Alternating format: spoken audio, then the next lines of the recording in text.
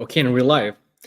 Good evening, ladies and gentlemen. Welcome, Null FM, to the first ever live stream on the Novak Weekly YouTube channel. As you guys probably know, I'm your host, Marko Milenković, and joining me, as he does always from Italy, is my good friend, Mario Boccardi. Mario, buddy, welcome again, and how are you? Welcome, and as I always say, I'm super happy to be here, especially this time because for the first time we can talk about the Grand Slam success together because I mean it's going to be very, very special and even more than usual because there's a lot of things to talk about and to comment on. So I'm super happy also because we are not only me and you this time. Yes, we have a guest, and what a guest it is. It's Julie, but welcome, Julie. Welcome, dear. As I said previously, our first ever live stream, first of many, and this is, I'm hoping, first of many of your appearances on our channel. So welcome, dear, officially. Thank you very much. Thank you. I hope that you will have plenty of exciting guests. Maybe Novak one day. Who knows? That's the ultimate will goal try. that we set up. You need to have goals. Dare to dream. Oh, trust me, I'm dreaming. So tell me, dear, how are you? First of all, me or Mario? Yeah. You. I'm good. I'm slightly tired, because last night I just couldn't go to bed. I was just too excited with Novak's victory, and I had so many messages. I was chatting to so many people, and then at some point I was like, Julie, put your phone down. And then suddenly I had someone else, texting me, and I was like, I can't wait a few hours. Let me text them, because we were just so happy. But it's a good feeling. It's a good tiredness. I'd rather be tired, because he's won rather than be tired because I watched his whole match and then he lost, So it's a good feeling. It's a good vibe. Yeah, by the way, you can see how happy Mario is. I haven't seen him this happy like ever. So that's a great thing to have. Happy Mario is always a good thing. As I always say to you, and also on my profiles, and people know I'm happy. I'm always happy and emotional when I can talk about Novak Djoković winning something big because I will never deny how important he has been in my development, giving me inspiration and goals to look at, even if it's different. But we are both human beings, and so I have big goal for my life, and for me it's the biggest inspiration. Nothing more to say. Yeah, I know. Did you watch? I just before this, I watched his. He did an interview with CBS a few hours ago, and he was saying how someone asked, like, one of the guys, I don't know him, but he asked him a very good question about how you stay humble and and how do you stay down to earth, and Novak was just like, he was saying how he understands how people can like relate to athletes and the emotions that they go through and how they're inspired, and I think he's getting it. He's really understanding, because you're saying how he inspires you, and I definitely can say the same about myself, and I think there's millions of us around the world who can say that. And it was nice to hear Novak talk about that, because sometimes I'm wondering, like, does he realize what it means to us without any pressure, like without putting any pressure on his shoulders, but how he inspires us, and yeah, this interview was quite good, actually. Do you think he does, Julie? Sorry? You didn't hear my question. Do you think that he does realize? I think he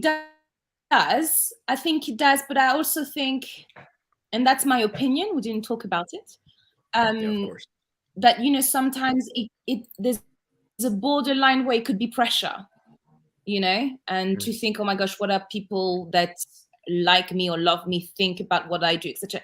You know, but I think he's aware of, you know, you know, the importance that he has to so many of us, and yeah, I mean, definitely he's aware of that, for sure. I mean, I've been following, you know, apart from tennis and him directly, you know, football and basketball, because those two sports have always been my favorite. You know, those are basically the two go-to sports here in Serbia. It's not only because he's, you know, my favorite player, he's my idol and he's my compatriot, but I honestly have never seen an athlete of his stature who treats his fans like he does. I mean, I've never seen one of my I have two major idols in my life who basically shaped me. One is Novak, the other one is Cristiano Ronaldo. I've never seen Cristiano like that. I've never seen Leo Messi like that. I've never seen Rafa, Roger, Michael Jordan, LeBron, or any of those guys, you know, embrace fans like he did. Yeah, I mean, I could talk for hours about this. Yeah, you know, I trust would me, have we will. Not today, but next time. We will at some point. But even in New York, again, you know, I experienced it. He's just so. I think, you know, a lot of credits are due to Diana and Surgeon on this one. You know, keeping him humble, and you know, Diana. I think also, you know, his first coaches, you know, were very good for that. You know, the late great. And I think all his life he's had people who, not that he needs to, but that who keep him down to earth, you know? And I think he's so aware of where he comes from. And, you know, like, as a French person and as a person who was not in Serbia, who is not from a war-torn country, I am not sure we understand the extent of what you guys had to live through when you were young. You can't. You know, and we do not blame them. You just, if you don't, it's one of those things, if you don't leave it, you can't just get it, you know? And I think that is something as well, you know, he knows where he comes from, and he's stayed true to his roots, you know, and I think that's something probably all of us, you know, like I wouldn't be able to admire and idolize someone who's an arrogant jerk, you know, like I wouldn't be able to. Like, I need someone who, actually, that's one of the things that make me love him and respect him and admire him even more, is the fact he's so down to earth, is the fact that when I talk to him, I don't feel that he's got, you know, millions and millions of whatever currency you want to say. You know what I mean? Like, I don't feel like I'm inferior to him. Do you see what I mean?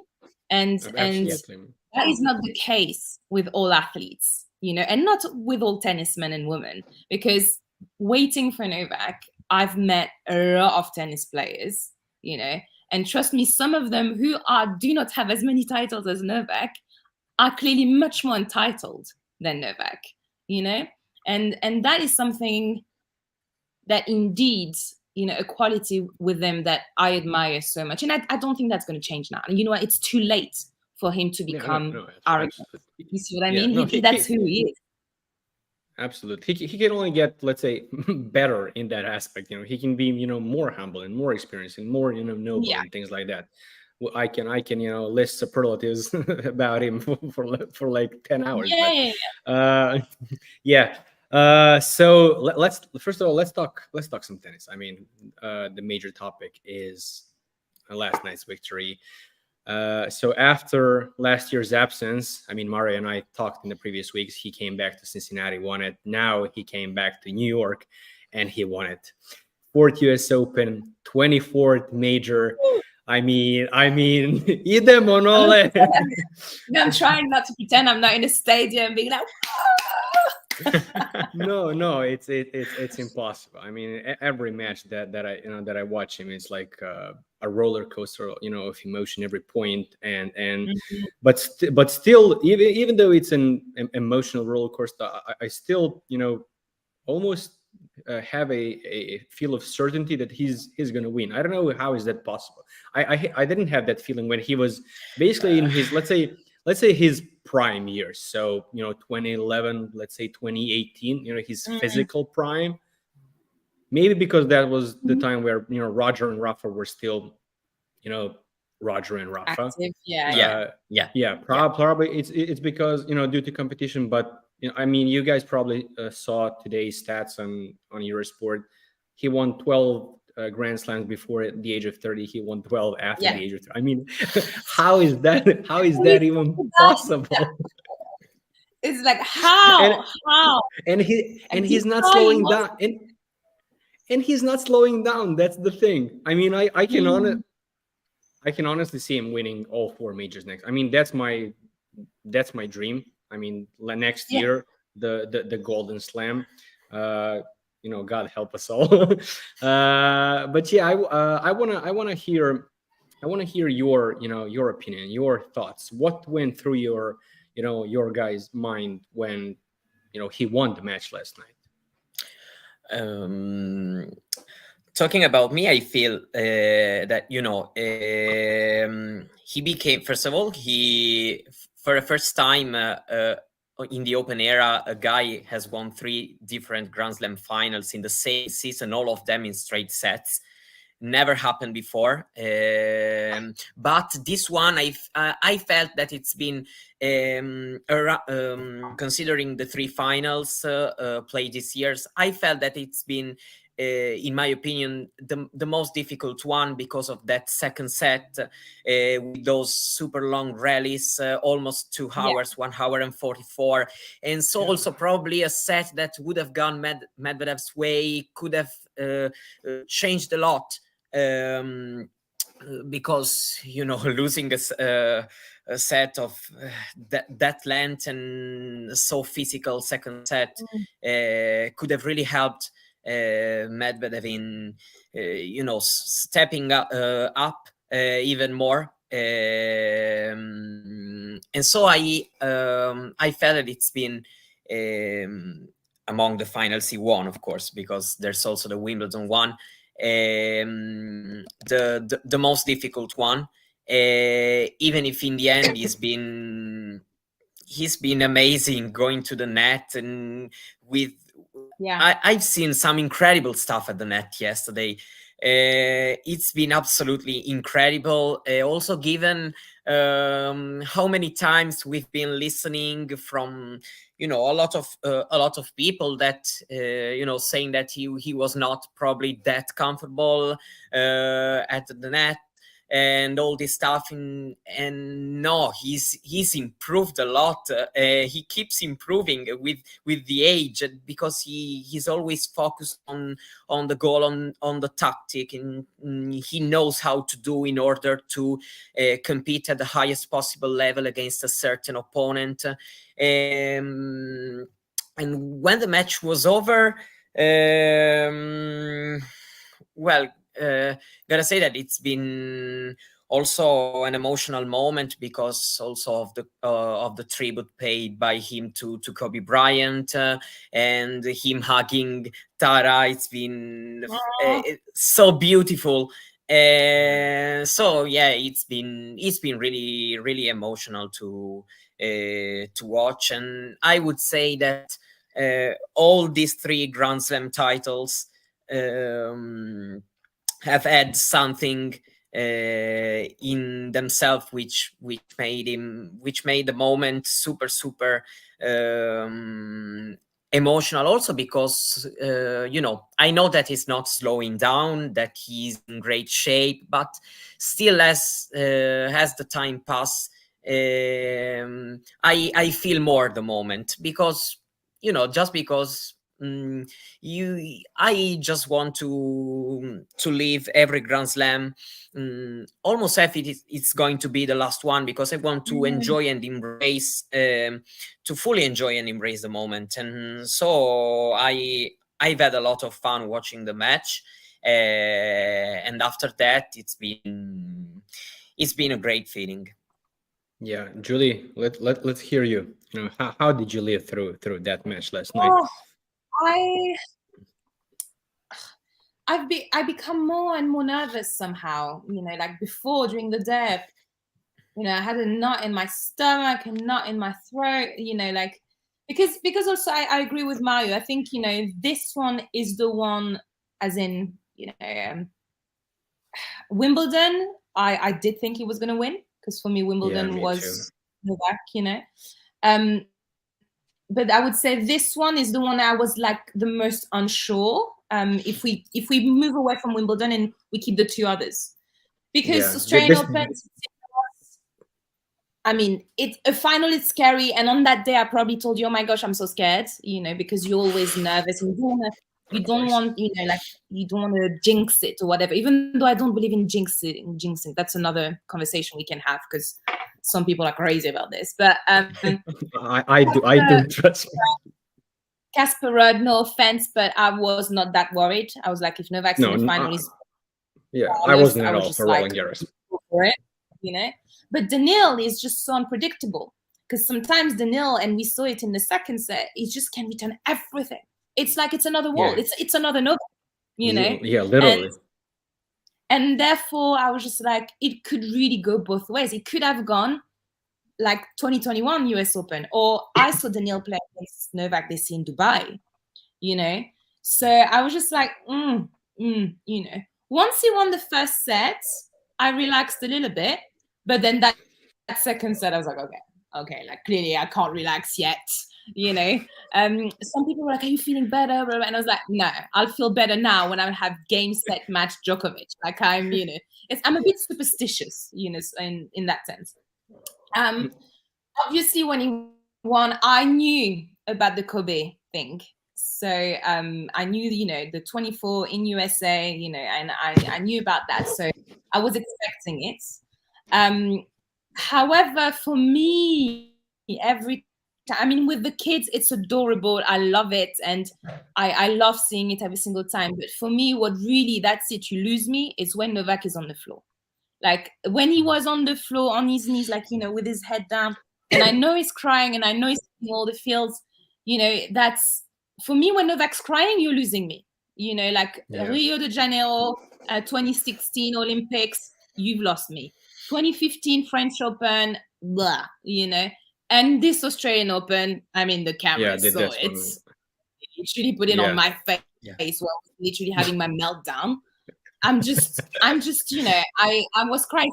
I was typing, trying to reply to my friends, to tweet and whatever, but actually I was just crying. I sent a vocal to a friend where I literally have lost my voice and stuff. Lots of emotions and stuff, but it's at the same time, it's so much joy, it's so much happiness, because we adore this man so much. We're literally so happy for him, you know. It's just, you know, because it's not about us, it's about him, and we're just so happy for him, you know. Then when he went to the box and, you know, like hugging Yelena and the parents and everyone and the team, because, you know, I know what's going on here. Like I know the work. You know, I've had chats. You know, when I'm present at tournaments, you know, I do see people. You have a connection with them. It's not all flowers. There is a lot of work going on into this from everyone, you know. So it's such, you know, like a reward for all of them. It's obviously Novak is the one doing the job, but you know, this preparation, etc. So overall, it's just so much happiness. But yeah, the moment Novak cries, for me, I'm like, ugh. You know, it's like if I see my mom crying, if I see my siblings crying, if I, you know, it's like, you know, anyone that I really love, my close friends, you know, I'm just like an emotional sponge, and I cry with them, you know. Let me ask you this, because I always wanted to ask somebody, but especially you. What's more difficult, watching him live or watching him, you know, via TV? Via TV. Now I find it much more when I'm live. Literally, I was saying that to someone else yesterday. When I'm live, I feel like I'm much less negative. Like I don't need to step out. I don't need to, you know, I'm annoyed if the crowd is not happy or whatever. But I'm literally gonna go, Ali Novak. I'm gonna try and channel all of my energy into trying to help him. I'm not saying it works or whatever, but that's what I do. You know, that's my thing. I'm just here for him, you know, as much as I can. To the point that Wimbledon, I got into an argument with probably 80-year-old gentleman who was not happy with my screaming because he thought he was in a library, maybe not in a stadium. Yeah. You know? I remember that. I remember that. At home, I get more agitated. So honestly, I was saying this to my colleagues today. If there was someone filming me, it's pathetic. Like literally, I stand up, I mute, I change a tab, I check the result on my phone because my streaming thing is a little bit late. Like literally, I'm just moving around everywhere, and I'm sure I'm not the only one. I drank so much water. I should have counted how many times I went to pee yesterday. It was crazy. Like I am the kind of person. But when I am the kind of person. I would never leave my seat to go to the bathroom. Like literally once at Wimbledon, was it 2021? I was sat next to a friend, and I was like, oh my gosh, I really need to go to the bathroom. And my friend was like, what? Why don't you go? And I said, I feel like I'm letting Novak down. And my friend was like, stop it. Just go to the bathroom now. And I did, but I don't like it. So when you sit next to me in a match, I'll be next to you the whole time. It's really rare that I go to the bathroom. Yeah, I mean, I've only watched Novak once, unfortunately, so far live, and that was in Banja Luka this year. So all of my, you know, Novak watching experiences have been via TV. But I do this thing that I pace around the room, but only in a limited space. And so literally, you know, left to right, like 10 steps, and that's it. No, I'm the classic person who checks the score. Yeah. I didn't hear neither of you because you were speaking. Oh, sorry. No. I was just saying that I'm the kind of person who checks the score. When it's sometimes I have to be honest. Sometimes when it's a pressure point, sometimes I can resist to watch without knowing. Sometimes not. I go.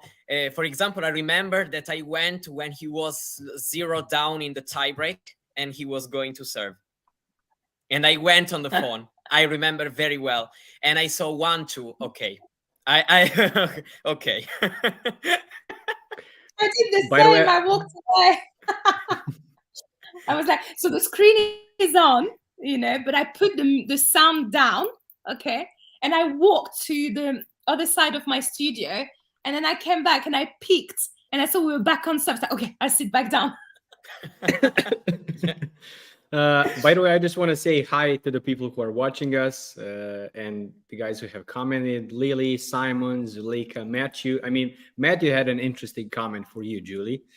So it goes like this: the famous Julie, the original karate. So it's true. Hi to Matthew. Yeah. I was the ginger, but I changed. I mean, I don't know if it looks, but it is quite blonde now. It's a sort of golden brown, you know. Someone actually was like, what are you doing? Like, you're not going to be seen at TV anymore. I was like, do I care? Like, I was like, I do whatever I want to with my hair, not because of the bloody camera. You know, it was quite interesting. Tell me quickly, what about that red hair phase that you went through? I mean, the first one I saw, it was a couple of days ago when you posted those pictures with Christina for her birthday. You guys are late. I started, so I went through a bad breakup years and years ago, and I was like, okay, I need to change. I need to do something. And I dyed my hair red, like bright red. And I had it like that for a good, I would say, almost 10 years, like 8 years, I think. But I'm not sure people are interested in that, but I'm still going to say, keeping hair red is quite difficult. It's quite difficult. And then during COVID, I was like, oh, I want to change something as well, you know. So I did the 3 colors where literally I bleached my hair a little bit more times to have red, ginger, blonde. And eventually it's so much work and the red is so hard to keep that I decided to go blonde. I wasn't sure whether or not I was going to pull it off. And so far I'm happy. So, but it's interesting how people have opinions about my hair. Like I've had people being like, don't cut it too much. don't do that color. Like, people on the internet can be very interesting. And sometimes they're like, oh, maybe because I'm always quite so present, because I am quite present, they think they have a right to say something. So sometimes it's good to be like, hey, I'll do me. Thank you. So guys, let's talk a little bit about the second set in particular, because the first one was, kind of easy. Let's say, Novak broke Daniil's serve literally at the start and managed to hold. Yeah, and managed to hold until the end, which is, all of us Nol FM on Twitter was like, hold now forever, and he basically did. But the second set was, really difficult. First of all, I want to ask you, Julie, you were watching that interview that he did on CBS, and he actually said that it's probably the toughest and the most difficult set that he's ever played in. Yeah. What do you think about that statement? I was surprised, because I'm like, we had Cincy 2 weeks ago, and that was something as well, Cincinnati. But clearly he did look like, I don't know, halfway through the second set when it started like losing his balance, Yeah, I was like, worried. What is happening? I was just like, because, and also because, you're giving your opponent some clues that, you're tired. So, your opponent is not only the physical, but the mental that he can take over. Yeah. So I was like, we're only in the second set.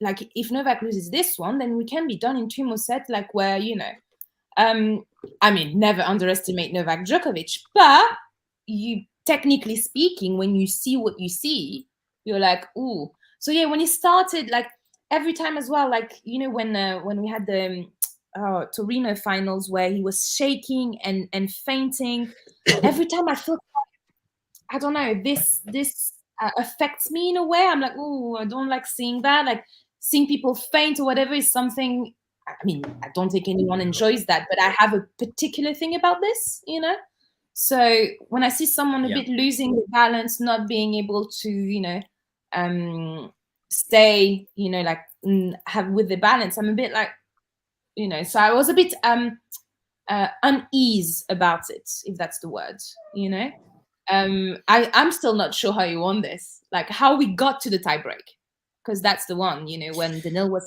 6-5. I'm like, woo, 5-4 I think, and then 6-5, and then I was like, okay, to get to 5-5 all, and then to get to 6-all, that's, these 2 games were kind of, super stressful.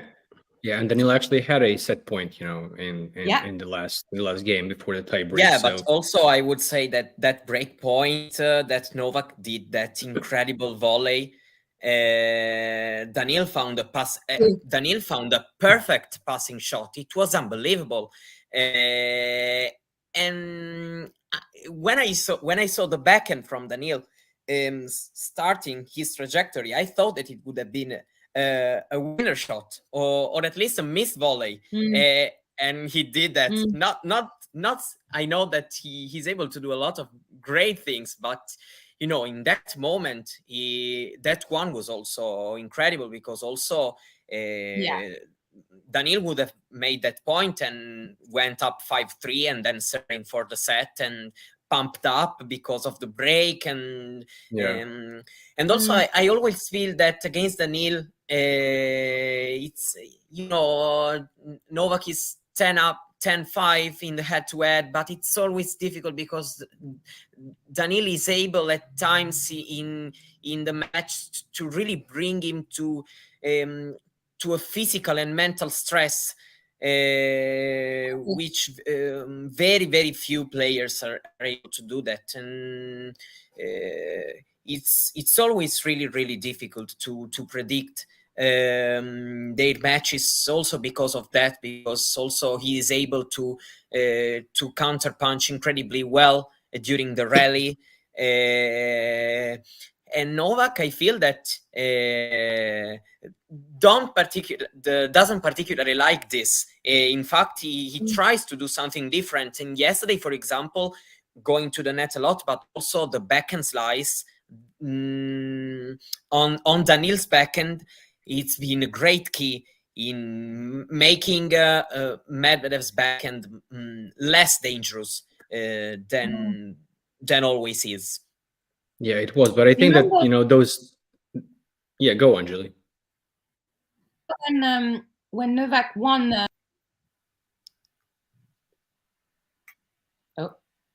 Yeah, go on. I was saying. Remember when Novak won the Paris Masters 2021? He had Daniil in the final, and the volley was key. Yeah, and he said afterwards, they had planned about it, they had thought about it. So yesterday when he did it, I was like, okay, clearly, he's trying to do this again, and it worked. It worked. But in that second set, it was a little bit more, longer rallies and stuff. Yeah, it was a tough one. It was a tough one. Yeah, and the thing was that Daniil was actually winning most of those longer rallies. So anytime the rally would go over 15 kicks, Daniil was the winner, and that got me a little bit worried. But again, it's Novak, and one of the things that I wrote about it on Twitter yesterday. It was on my personal page, and it was in Serbian, so you guys couldn't have seen it.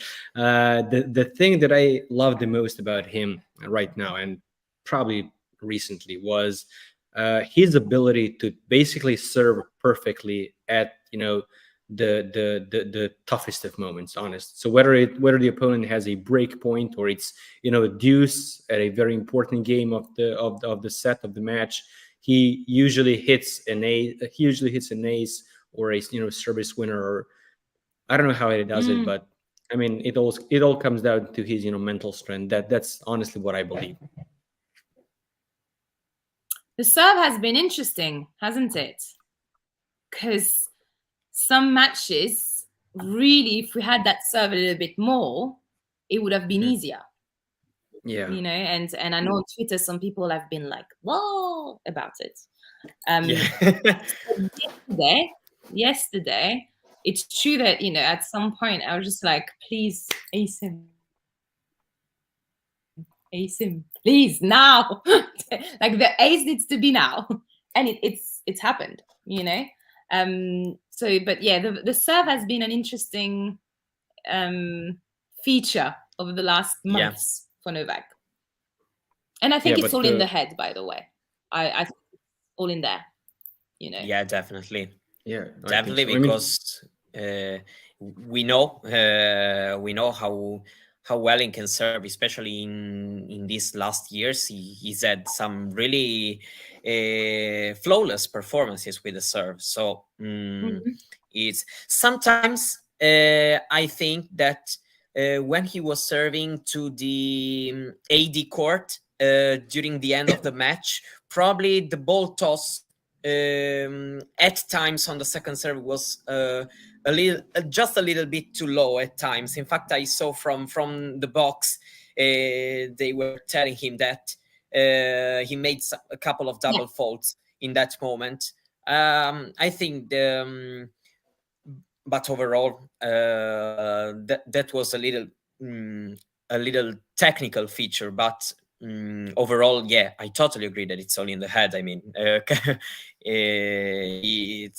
we also know that at that level how important is the mental game, and how strong is Novak is overall. Yeah, I mean, at some matches the serve has been better, sometimes not so good as usual in the last months, probably, but overall he did what he needed to do in the important moments.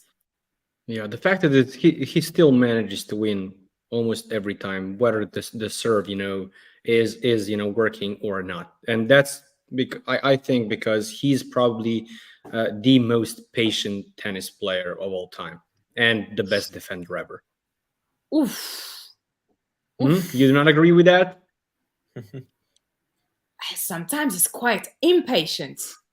Yeah, sometimes yes. Listen, I'm not saying that he doesn't have his moments, but yeah, well, you can't say that. who would Who would you put I mean, in that? I'm not blaming him, but I think I wouldn't say patient. I would say resilient. Yeah, I would say, exactly. That's probably better. Yeah. I think resilient, but patient, no, because like the other day he said it when he was 2 sets down against Laszlo. He went to the bathroom. When he talked to himself, he was like, "What are you doing?" Like he was like, "I'm pissed off with my results and stuff." That's not patience. He's like, yeah. Resilient is probably a better word. Yeah. Yeah. In my opinion, I'm not saying, but no. Patience, I agree. You're right. I don't blame him.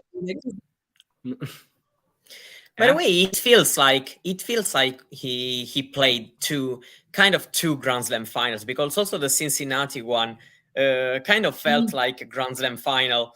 Totally. I mean, 3 hours and 15 minutes for a best of 3 match.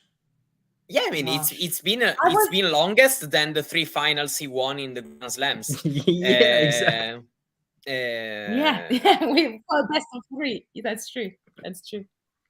So that's why when he said to me about yesterday, like the second set being the toughest, I was like, hold on, you played Cincinnati a few weeks ago. Like, have we forgotten about that already?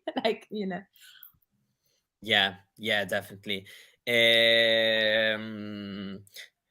Yeah, also, I mean, there are also quite a few in the past too, in my opinion, but it's been important also because probably it was also meaning that it's been really important in letting him even maybe up with the energies, because sometimes when you lose a very tough set or a very, very long game, for example, that exhausting game in the Wimbledon final, that 27-minute game, and then he went on losing 6-1 the set, because when you lose that kind of game, that kind of set, it can be really, really difficult to recover at least in the short term during the match. So probably a third set would have been super, super, super difficult. Would he lost that second set? So I think that's he knew yesterday. He knew that second set was key. Because otherwise we were seeing Wimbledon's number 2. Like it was, here we go again, and I think exactly.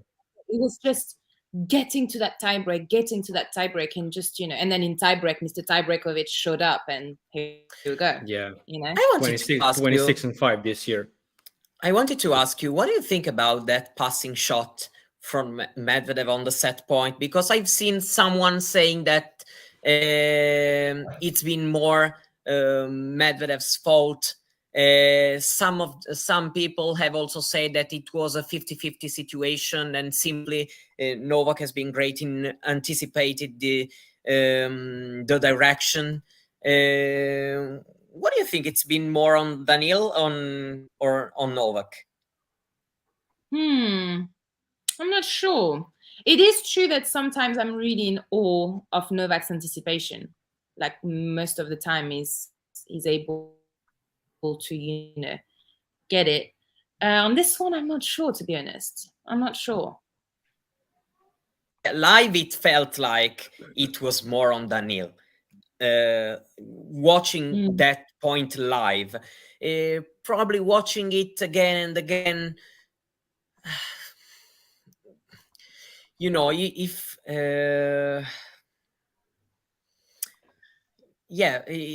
definitely it was easier to go down the line, in my opinion. It was the choice most player would made, but probably Daniil wanted also to play on, don't know, a little bit of a surprise effect, and Novak hasn't been caught in that surprise.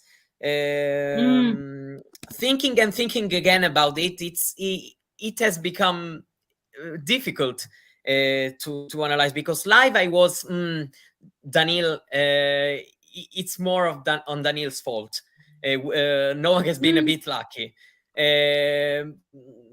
but then also, probably it's not that easy as a lot of as I read on a lot of comments. Yeah. No, it's definitely not. Let me ask you this, guys. After he won that tie break and the second set, were you thinking that, he's going to wrap this up in the third one? Or was there, still some, small doubt? I texted my friend saying, let's finish him. But Yeah. was it hope Mortal Kombat or a feeling? Yeah, I mean, in my head, once Novak won the second set, there was no way he was losing this match. I did think maybe at some point he could, because sometimes it happens when you've given so much effort into a set, the next one you just cannot, or if you lose your concentration just a little bit, one break is quickly done, and that's it. The set is gone. So I was a little bit scared. At some point I think I texted my friend, be like, "No, I'm not having this, Novak. We're not doing this. We're winning this." But yeah, for me, let's be honest, I wasn't sure in 3, maybe 4, but I was sure he was going to win it. Yeah, probably I thought it would have been in 3 when he held in the first game of the third set. He came back and held to love in the first game, and so I felt I think it's going to be a straight set. That first game, it's been important in let me thinking about it, because it's also right that a lot of time you can win a grueling set 1 hour and 45 minutes, and then you can enter just a little bit loose on the court, and lose the first game, and it's a break for Daniil, and and Daniil is of course super able then to hold till the end, as we learned, for example, in that 2021 final. But after he held the first game, I started to think that it was going to be a straight sets one.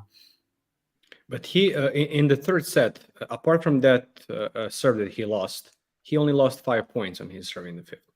So he broke Daniil in the fourth game, but unfortunately Daniil broke him back immediately. But then Novak broke him back as well, and managed to hold till the end. It was 2-5 after that, 3-5 and 3-6 or 6-3 for Novak. So again, that second set was definitely a deal breaker, honestly. How were you guys feeling at the start of the tiebreak? Because Daniil was leading. He had the mini break. What was going through your mind at that point in time? Especially because we saw him off balance and maybe fatigued, and he wasn't looking like himself, especially in compared to the first set. What were you thinking, Julie?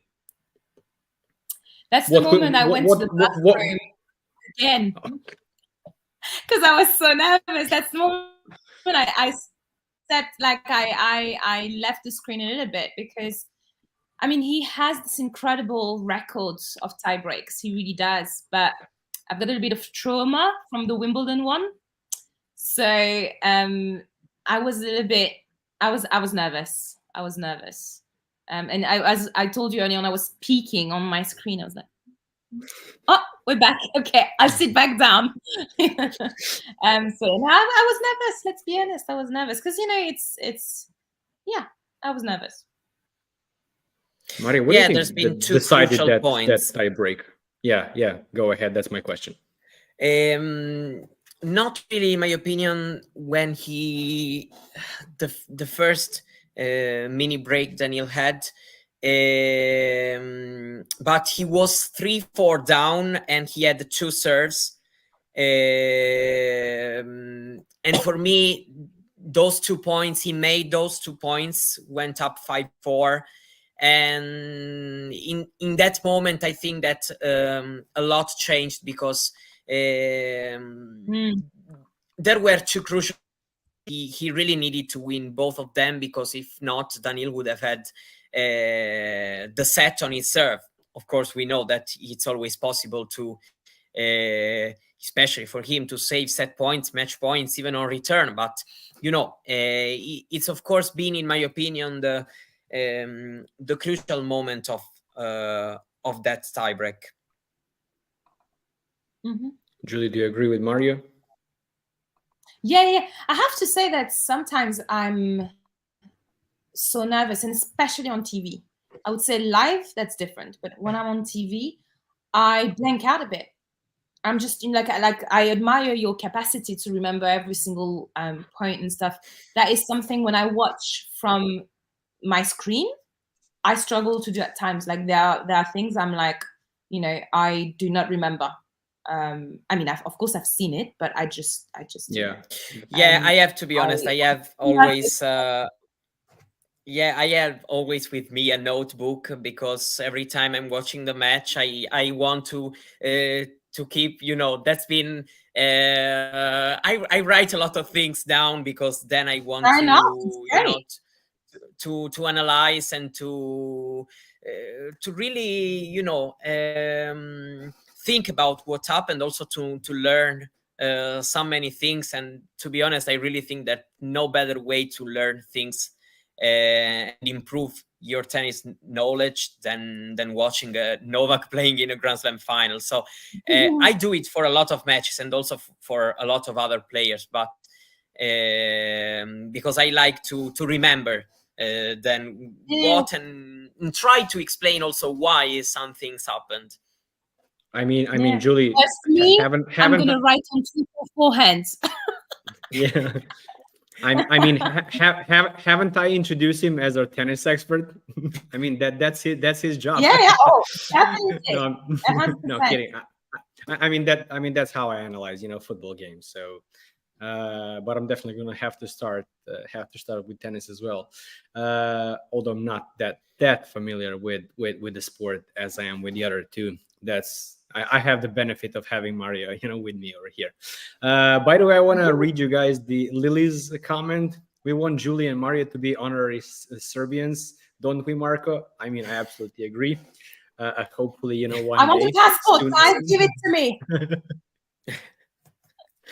Oh, trust me, our government, gives out passports to the people who don't deserve them at all. As opposed to let's not go down that road. We're not doing politics here. Exactly. No, that's just a fact. I'm preparing you guys for this. It's gonna be a long wait. No, I'm just kidding. Leonardo DiCaprio left at 2-0, so clearly he felt the match was done. That was a comment from Matthew. I haven't seen Leonardo DiCaprio apart from the beginning. I mean, thanks, Leo. I remember watching him, but no, don't remember when exactly. At the beginning, yeah. Then I don't know. But to be honest, I'm not a great fan in these kind of things, So a lot of times I don't really remember who was there, and it's not something that stays in my head. Yeah. By the way, someone. I can't remember correctly, but someone wrote on. No, go on, Julie. No, go. Okay. I'm going. Someone wrote out on Twitter yesterday. I mean, it was a kind of ironic parody comment, questioning the broadcasters, basically asking them, are there any celebrities, tonight's at the game? Because I haven't seen anyone. Due to the fact that I mean, we were more seeing celebrities than the actual tennis players. I would say that the biggest celebrity was on the court. Absolutely. That's 100%. No, that's a fact. That's a fact, and that's a good one. That's going on Twitter right now. I'm clipping this part. Okay. Okay, let me ask you this, guys. I mean, we talked about the finals, and we're all happy and thrilled and whatever, over to the moon. We haven't slept last night. I mean, Mario, he looks like he's on something. He's ecstatic. But I want to ask you about that Shelton situation. I knew you were going to say that. I had to. Can you blame me? I mean, we all agree. I mean, we all have the same opinion. We all agree with what Novak did. But I just wanted to hear your guys' reasoning. Why do you think he did it? Why was it, let's say, acceptable, if not maybe even necessary? So let me hear your thought. No, that's not my opinion. That's Mario, something that people do. Mario, you go first. Okay. You be more filtered. I won't be. Okay. No,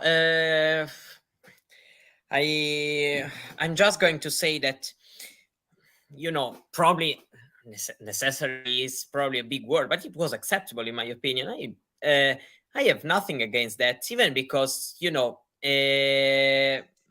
we have only focused on what happened in that moment on Novak's side of the court, but not at all of what happened on the other side of the court. And the situation, in my opinion, the situation was that there's been something that he explained well the situation. I remember the press conference he had in Rome after he played Cameron Norrie. And he said that tennis players know what, let's say, you can and you cannot do in the, talking about sportsmanship and respect between colleagues. And I know that,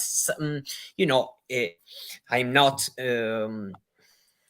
I don't want to say that I won't change my opinion about Shelton, because I'm not judging for this for the rest of his life. But I feel that he exaggerated the situation because he was there. He was living the dream of that semifinal against Novak, supported by the New York crowd. But probably I think that experience will tell him that he went over the line, in my opinion. And so I'm okay with what Novak did, because if if things are like that, then it's allowed to celebrate like that, in my opinion. I'm not going to say, that's my personal opinion, I'm not going to say it was necessary, but I'm okay with what happened. And to be honest, I also had a laugh, and I don't think that it's been that much of a tragedy. To be honest, I think it's been blown out of proportions. Honestly, it wasn't. Yeah. In my opinion, yes, but it's not. People who knows me know that it's not because I want to justify Novak at all costs, because it's what I think. And I think that watching the match, I focused a lot on what was happening on Shelton's court, even because, also close in age, because Shelton is 1 year younger than me. So living this dream that I had for a lot of years. So I was kind of watching what he was doing and how he was reacting. And what I watched, I haven't really liked what I watched. That is what I'm going to say. Julie, dear, let me just ask you this quickly. Can you justify Ben's behavior by simply, saying he's 20 years old? No.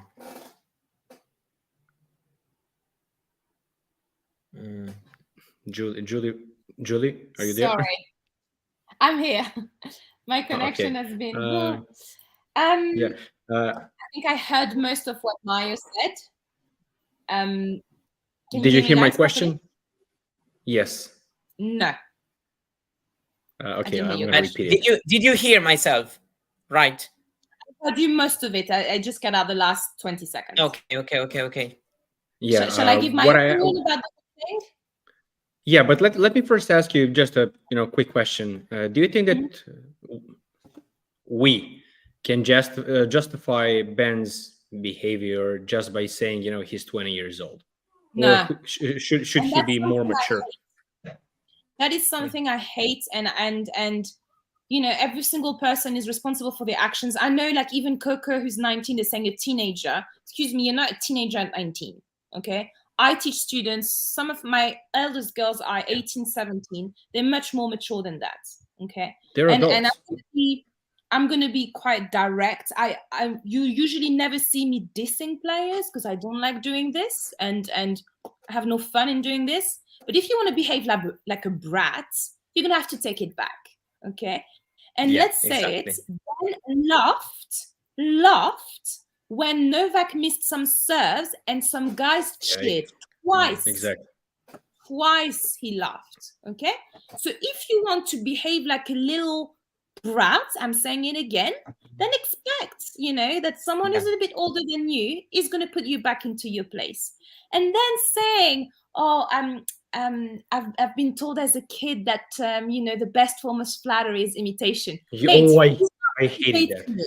Sorry, guys, but did you remember what people were saying when it happened something between Wawrinka and Holger Rune?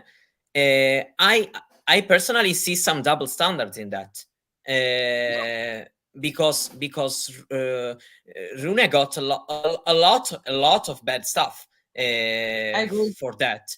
And to be honest, Sam was the one who was borderline, So I agree, definitely double standards. But Ben Shelton laughed, and if you're mocking your opponent, and at some point when he shouted, he doesn't like that, because he did that. You can read his lips. He didn't like that one. Okay, you want to pump yourself up. I have no issue with pumping yourself up, with doing this during the thing when Novak has just done it before. I have no issue with him doing that at all. But then at the end, why would you have an issue with the, and the fact that Tommy Paul, Stan, Emma Raducanu, lots of people posted about it or whatever. Yeah, you're like, Yeah, exactly. I'll just say this. I spent some time in Miami this year for 5 days. Okay, I went to tennis for 3 of them. Okay, Novak wasn't there, so I had no stress of trying to see Novak. I was just enjoying seeing loads of players. I'm just going to say this: some players need to pipe down a bit and be a little bit more humble. Okay, yeah, when you've won 0 titles or almost nothing, okay, in my opinion, you don't get to show off and to be like, you need to pipe down a bit. That's my opinion. Humility will serve some people right. And the young thingy, that drives me mad. I'm a teacher. I've got some girls who are 13, 14, are much more mature. But what really kills me, then it's the media. Some of them being like, oh, he did it to imitate him. He's copying his celebration. Oh, he's not a good role model. Excuse me. People who are role models, parents, it's education. You cannot put that pressure and that shoulders on athletes. And in that case, the fact that Ben Shelton did this to Frances Tiafoe, is that a good model? Yeah, but they said, it's okay because that's his friend. To me, that's even worse. BS. Yeah, BS. bullshit. No, bullshit. Say it. Okay. I'll say it for you. But you can have the whole can-do attitude. You can have that attitude. That's fine. But as I said, if you want to diss it, you need to be able to take it back. As simple as that. Yeah, but exactly. I totally agree. The thing that I hated the most out of everything was at his presser afterwards. I mean, we touched on the subject of imitation is the most sincere form of flattery. Sorry, I didn't like that. No, I didn't like that sentence. I didn't like that. No, nobody did. And a lot of people have liked the sentence. Say that I didn't like that, honestly. No, and I value a lot press conferences because I've been in some of them. And so I'm always interested, even when I can't be there, but I'm always interested in watching, reading what the players are saying and how they are answering the questions. Because when you are there from the other side, then you start to value a lot how players interact with you. And that moment becomes important in the perception you have from a player. And I'm going to say that I wouldn't have liked that sentence. If I were there, I would have raised my hand to ask something right after that, because I didn't like the sentence. Absolutely. You know, I was expecting him to slow down. He's been. I found that too salty, in my opinion. Yeah, but the other quote of his that for me it was even worse was when he said he's a guy who can compete at the highest level. I mean, seriously, the greatest player of all time can compete at the highest level. That's the best you can. That's the best you can do. A thing that I don't particularly like is when people started saying, you know, he's won. For example, he's won 23 or something. Also, sentences like this. It depends on the context, of course, but you know, sometimes it's. You know, I would have been just probably not everyone will agree with me, but. You know, I am 22 and would have been in a situation similar to that. I don't know. I think that you have to be aware of and I think that you are aware of how many, you know, Grand Slam your opponent has. And you know, I felt that he wanted a little bit that kind of. But he crossed the line. He crossed the line, and I don't think that it helped him. No, it definitely didn't. Well, you're going to have some people in the USA, literally, you're going to be very nationalist. And you're going to be like, yeah, he's right. Yeah, you know, like that's going to happen, you know, that you can't change it, you know. Same thing as well. And however, what bothered me a lot is seeing on Twitter that fake quote, because, you know, as much as I didn't like Ben's behavior during the match, I don't think it's fair to say that before he's been that disrespectful to Novak at all. Like, you know, of course he knew that Novak had 23 slams. You know, I also think, you know, you have to go on the court believing yourself. You're like, that's for imagine sure. he goes there and he's like, nah, he's got 23 slams. I'm going to lose, guys.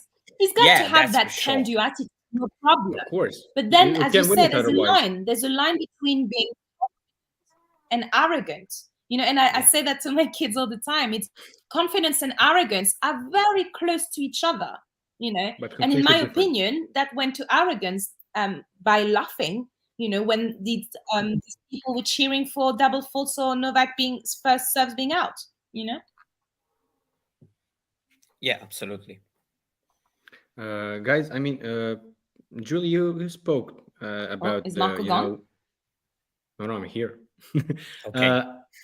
You spoke a few minutes ago about, you know, Western media and Western media perception and everything, and you guys probably saw, you know, Novak's pressers after the final and today when he was doing the CBS interview, when he said that you know, he was mentioning about being a proud Serbian and how much it means, you know, coming from a war-torn country, going through all that, and how much, you know, it should mean, you know, even more in the grand scheme of things than someone from, let's say, the Western world, you know, achieved those similar things. We in Serbia talk about that all the time, and we have been talking about for 30 years now, ever since the wars in the 90s, honestly. But I want to hear your guys' perspective on that, you know, his words, and what's your perspective? Julie, you can go for it. Do you want to go, Mario, or shall I go? Okay, I'll start. You can go, and then I'll follow. Okay. I think, first of all, that loads of people are going to be like, "Oh my gosh, he's so arrogant." Some people are going to say that. I saw that already. I think what he's saying is true. You know, it is a fact, because it comes from Serbia. Some other countries are going to consider this country or that country as inferior, you know, and it is due to politics of the past.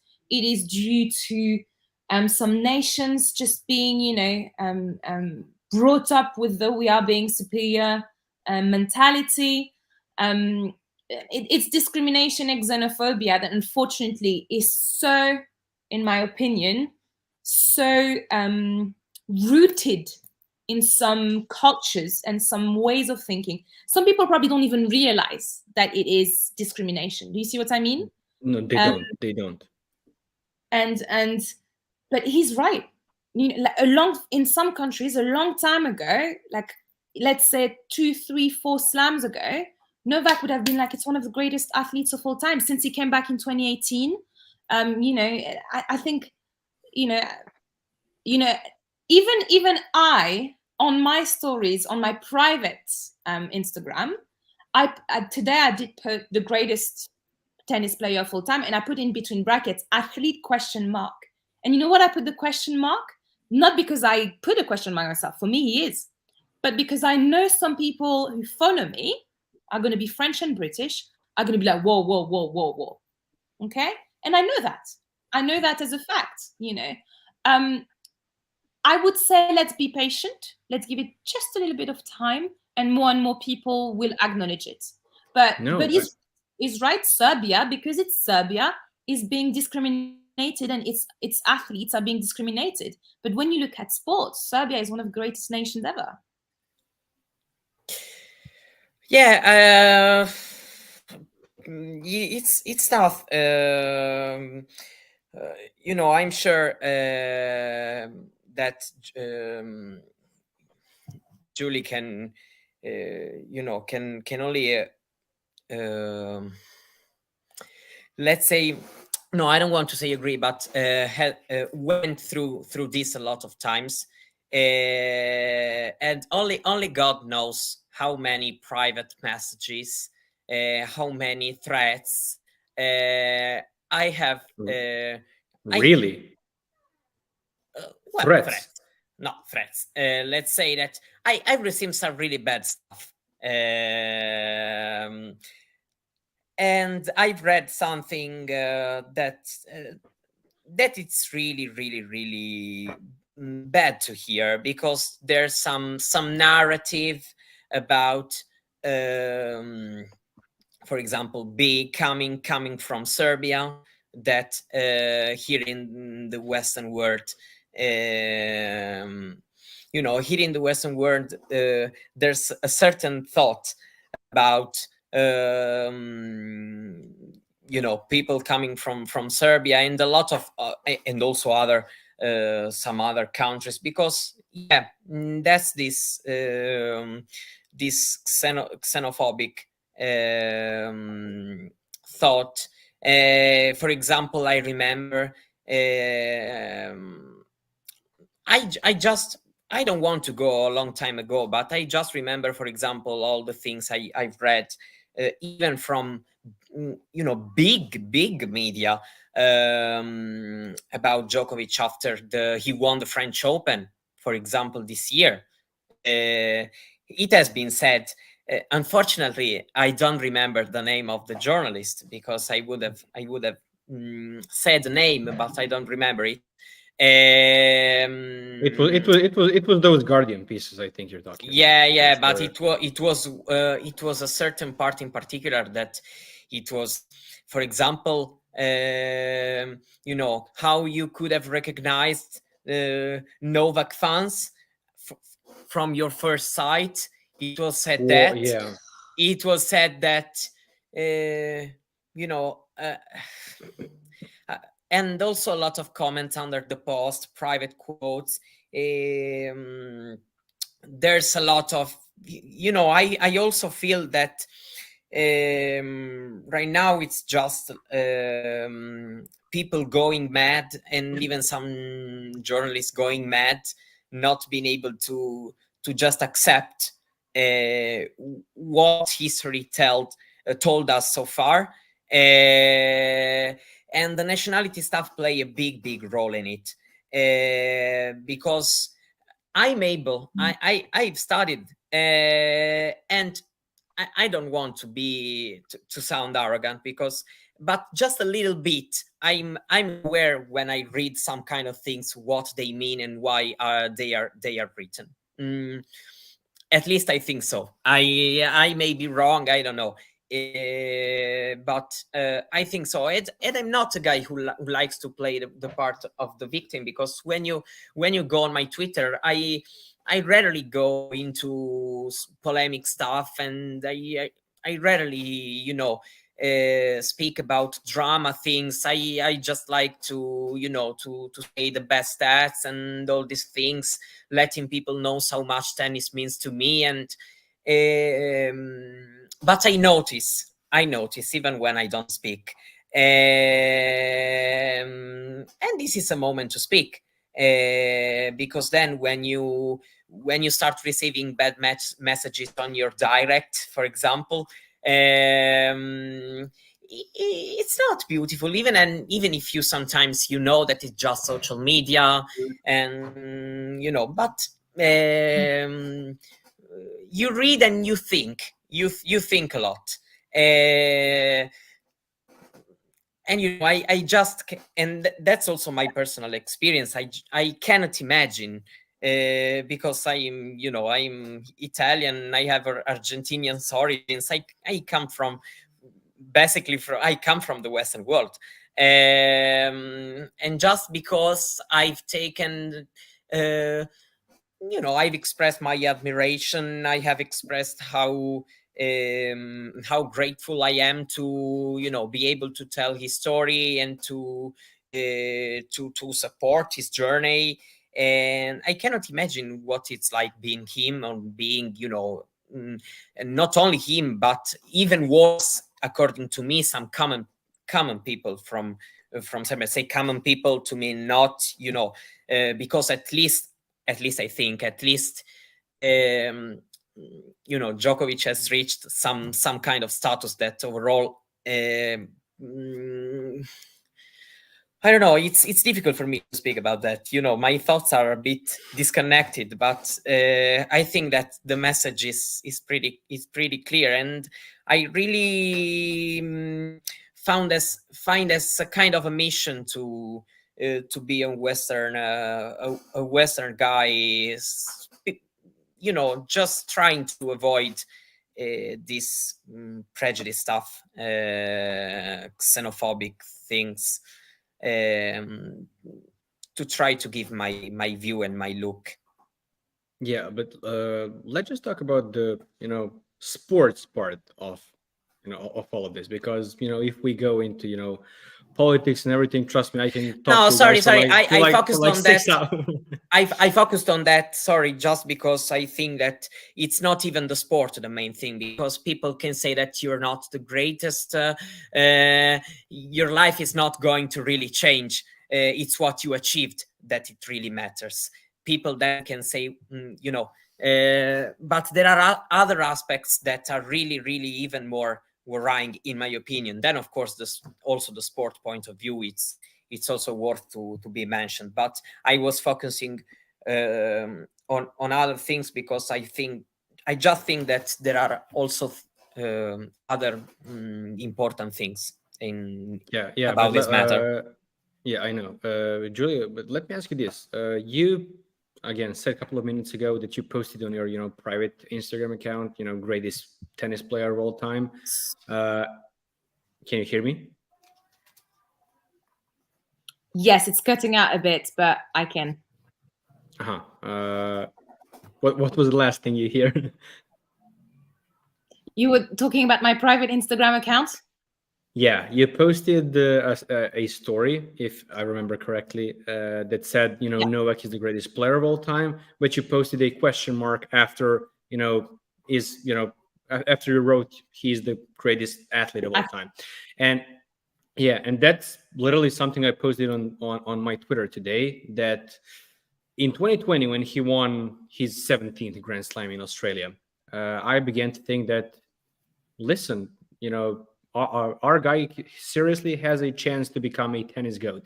But even at that point in time, which was 3 years ago, it's not like it was 13 years ago, talking about Novak, even in Serbia, from a Serbian perspective, as the greatest athlete of all time, not just a tennis player, was kind of a taboo, honestly.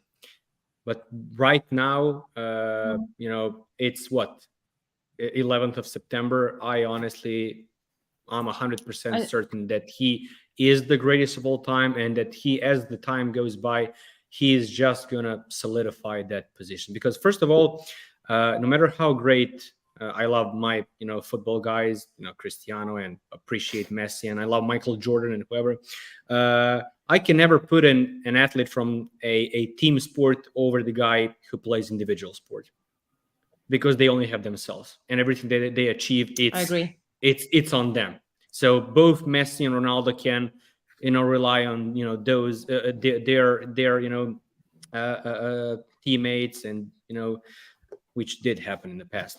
So for me, it's always going to be individual. But the reason why I'm asking you this, because exactly why what I told you, even here in Serbia, very recently, it was a taboo subject to talk about Novak as the greatest athlete of all time, because we have been, I don't know, kind of programmed to have an opinion that Michael Jordan or Muhammad Ali or Pele or right now Messi, whoever, are the greatest athletes of all time. But I think that, that narrative is kind of changing, not only in Serbia, but I've seen it. I've seen a ton of comments on social media, whether it's Instagram and Twitter, in the past couple of months, days, people from your part of the world, literally saying, Novak is the greatest athlete of all time.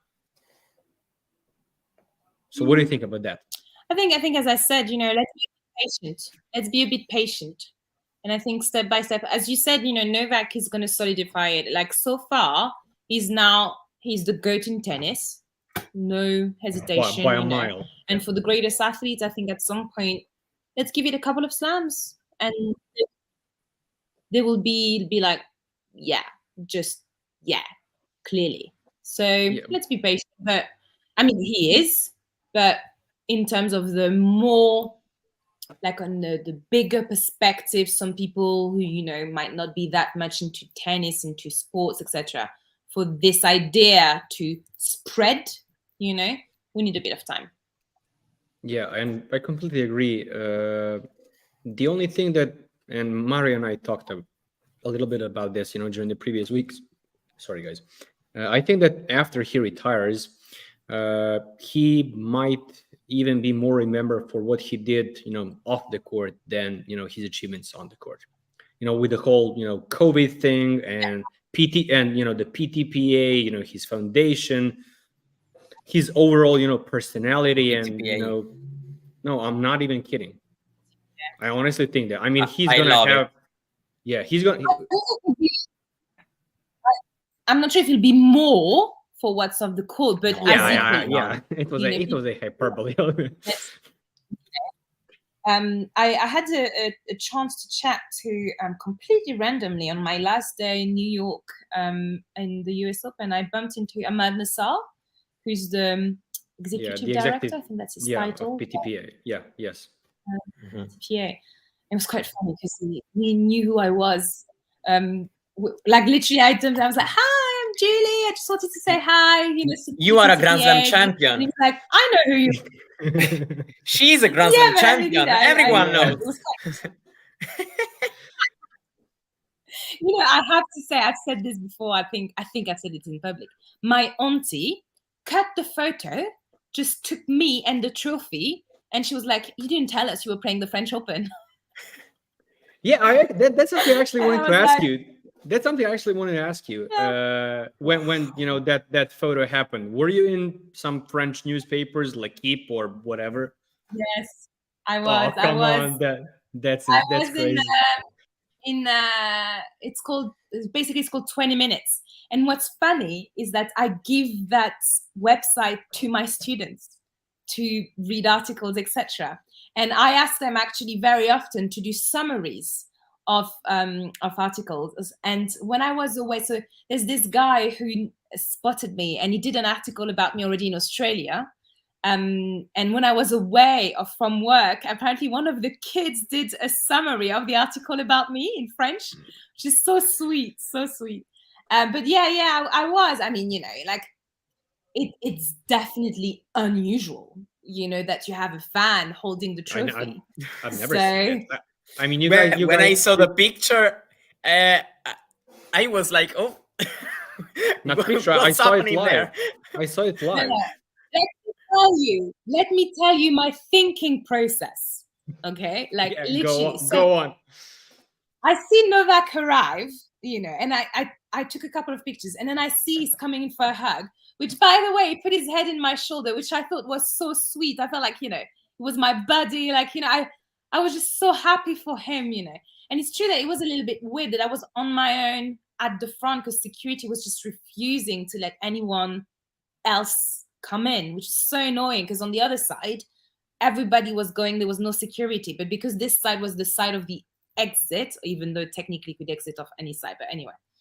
And I see him, and it says to me, oh, I'm going to take a photo. And I think I say to him something like, okay, let's try and get so many people. I don't know, something like that, you know, like, or I think I tell him you just swipe right because, you know, I do have a locker screen, you know, something like that. And he asked for it, so his back comes back. And of course, I can see he wants the trophy. I see the trophy just there, you know, with that man. And when I generally thought Novak was going to be this hand, the phone, holding the trophy and trying to have as much perspective as he can to just have everyone behind, you know, because most of these people, some of these people are my friends, you know. And then literally, I don't know if you can see, but he gives it to me. And literally, you see my eyebrows going like, oh, like being like literally in my head, I went, all right. And I literally scoop it. But then the bottom is so heavy that you can see me like, I try and grab it more, that to the point that almost struck Novak's hand. I didn't realize he was still holding it, you know, because I was a bit like, oh, I don't want to drop it. Yeah, that was the responsibility. Yeah. And then on one video, you see the other man taking it back for me. But if you look, you can see that I'm struggling with one hand. I mean, let's be serious. Some people were like, oh, they were scared she was going to run away with it. Guys, where am I going to run away? On the court, or literally when the security guy who's one step behind me because he's preventing other people from coming in? I was like, seriously. And the guy actually next to who gave the trophy was laughing because he was loving it, you know. And he took it back to help me because I was just like, oh, it's 14 kilos. It's literally more than 4 newborn babies, you know, like it's super heavy. And it's all the weight is in the bottom, like literally it's in the bottom. Yeah. But I don't know if you see also, I posted the video where Novak is moving my camera and literally I look at the cup and I'm like, oh my God. I was literally like a fat girl. You know, it was just so surreal, so surreal. Yeah, you guys follow tennis a lot more than I do. Has that ever happened before? A champion so. Actually I don't remember. I don't remember it, to be honest. I don't. I mean, amongst Novak, like when Novak winning slams, I don't recall it, but really, I the early ones, you know, could be that it's happened over the last more than a couple of years. Like literally, no. Yeah, I've never seen that. No, I don't remember it, to be honest. because usually you're not allowed, like, because then he gets a replica. You know, he doesn't keep the real one. The real one is kept, you know, safely. And the replica of the French Open is small like this, super small. Yeah, I know it. It's literally like nothing, you know. But it's cute. It is cute, you know. But I don't recall. I still sometimes, and I know it's been what 3-4 months now, but you know, sometimes not only that, but other moments I've had, you know, like in relation to Novak and tennis, you know, I'm like, wow, that actually happened, you know, and that's one of them, you know. Yeah. I'm just like, and also I think on just the personal level, it's such a sign of acknowledgement, of respect. That's at least that's how I interpret it. Yeah. You know, that's how I take it. And you know, I'm really moved by it. You know, I really am. I'm really touched by this. I do know that Novak respects me, and I do know that Novak trusts me. But you know, actions speak very loud. And in my opinion, you know, it's and it humbles me. It moves me. You know, I love this photo. No, it was amazing to watch, you know, via TV. I can't even imagine how you were feeling at that particular moment. But yeah, one of the greatest things I saw. Actually, what happened is that after that, he went to do more interviews, and the people behind me started passing me things for me to then ask Novak to sign them when he was going to come back. We were hoping he was going to come back, and he did. He did. And I had like 10 things, I think 10, 15 things. Literally, I had flags, pieces of paper, etc. And literally during the whole time, I remember turning around to Christina, you know, behind, who's one of my close friends, and like, turning to her and being like, what just happened? Like, what was that? What on earth? Like, in a good way, of course, but I was just so shocked. So shocked, you know, that I couldn't process it, and still up to today I don't think I'm fully processing it. And it's good because, you know, the fact that I don't fully process it means that I fully appreciate it. Like when I think about it, I'm like, oh, I literally have stars in my eyes, you know. Yeah, that's correct. What do you guys think about I mean, he had a couple of quotes during the tournament about, you know, possibility of retiring, when he's going to retire, you know, how much longer he's going to play. What is your take on that? Because Mario knows mine. I said it. I've been saying it for years. It's going to be 2028, and they actually even said it. Goran Ivanišević said it. I don't know if he was, you know, being serious, but I actually think that we're going to see Novak play for at least 3 or 4 years. My opinion is that, you know, probably I take Olympic Los Angeles also as kind of, you know, as kind of a joke to say, like, stop with these questions. No, but that's my crazy theory of him winning 2 gold medals. No, because I've already seen some big media making posts like Goran Ivanišević said that Novak Djokovic will play. No, it's not like that. It was made to say, like, stop with this question. He's going to play the Olympic, and those in Los Angeles, so it's still far away. That was the meaning. But to, you know, it was because in my opinion, the fact is that, you know, at some point you will going to have, if it keeps being this so much competitive, probably, I don't know, probably it's going to start even, you know, a bit of a struggle between wanting to keep going because you are still in shape, you are still winning, and started thinking about that as a possibility also because we know how important the family is, for example, and it's not that easy to you know, right now he doesn't really go to all the tournament in the season he plans, but, you know, it's still difficult to I think to even if the family has been a great motivation for him also, for example, to make his kids aware that his dad was there winning trophy. Now that they are, they are not. They have grown up, and it's definitely emotional for him because he knows that his kids are aware of who he is and what kind of job and work he does. I think that he still.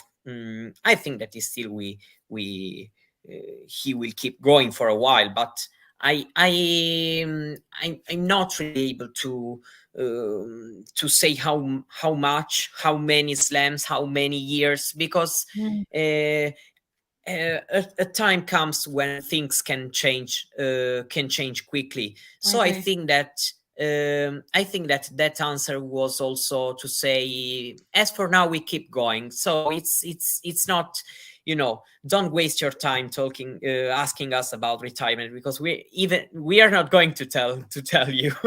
But why would you even ask him that? I mean, it's not like he's slowing down, has injury problems or whatever.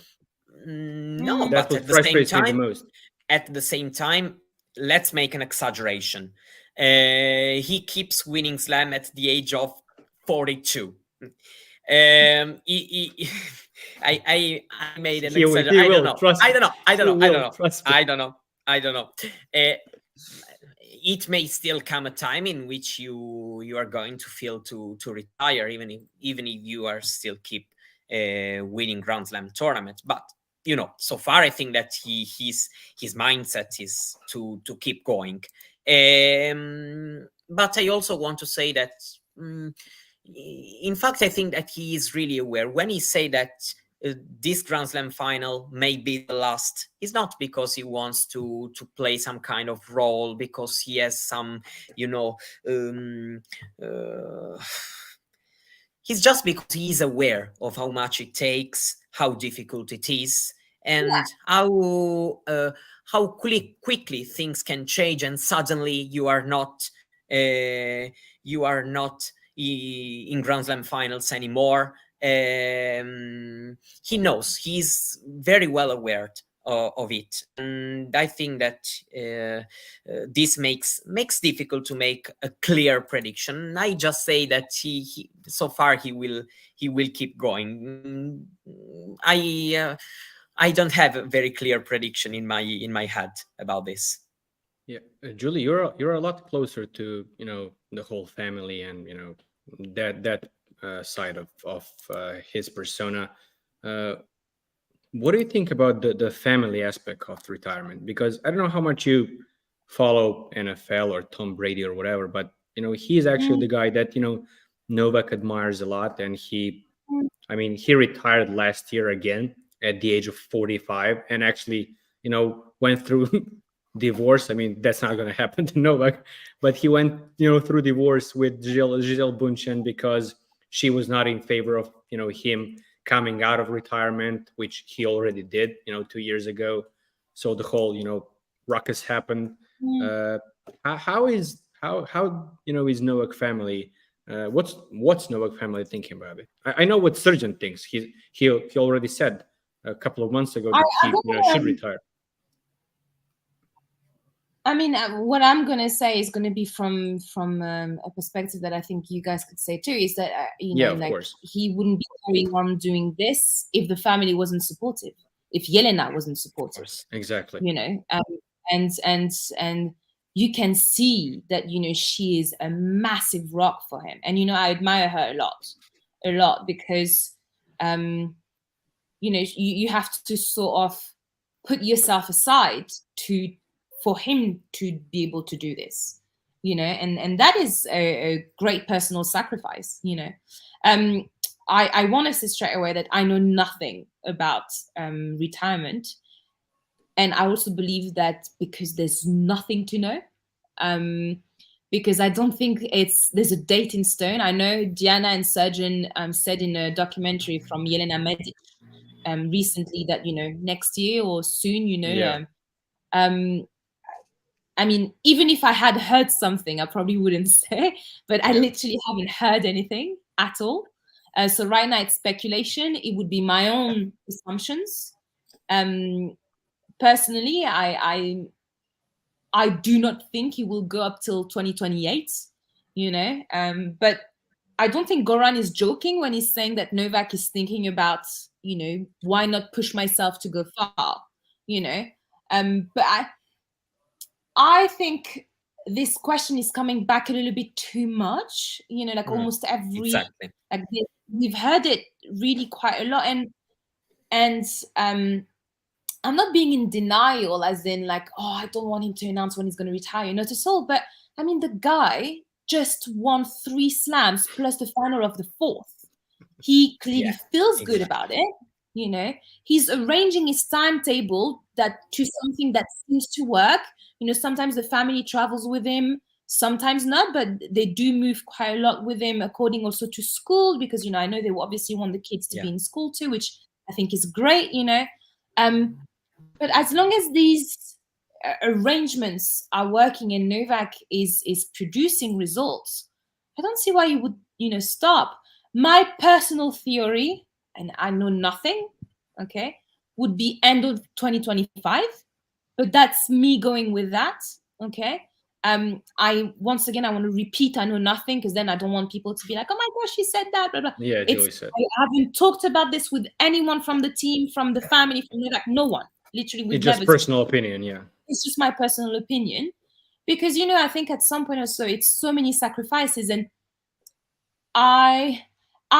there's one thing I don't know. I don't know if Novak will be the kind of, actually 2 things. I don't know if Novak will be the kind of player who will want to leave on top, who will want to leave when he's noticing a little bit of going down.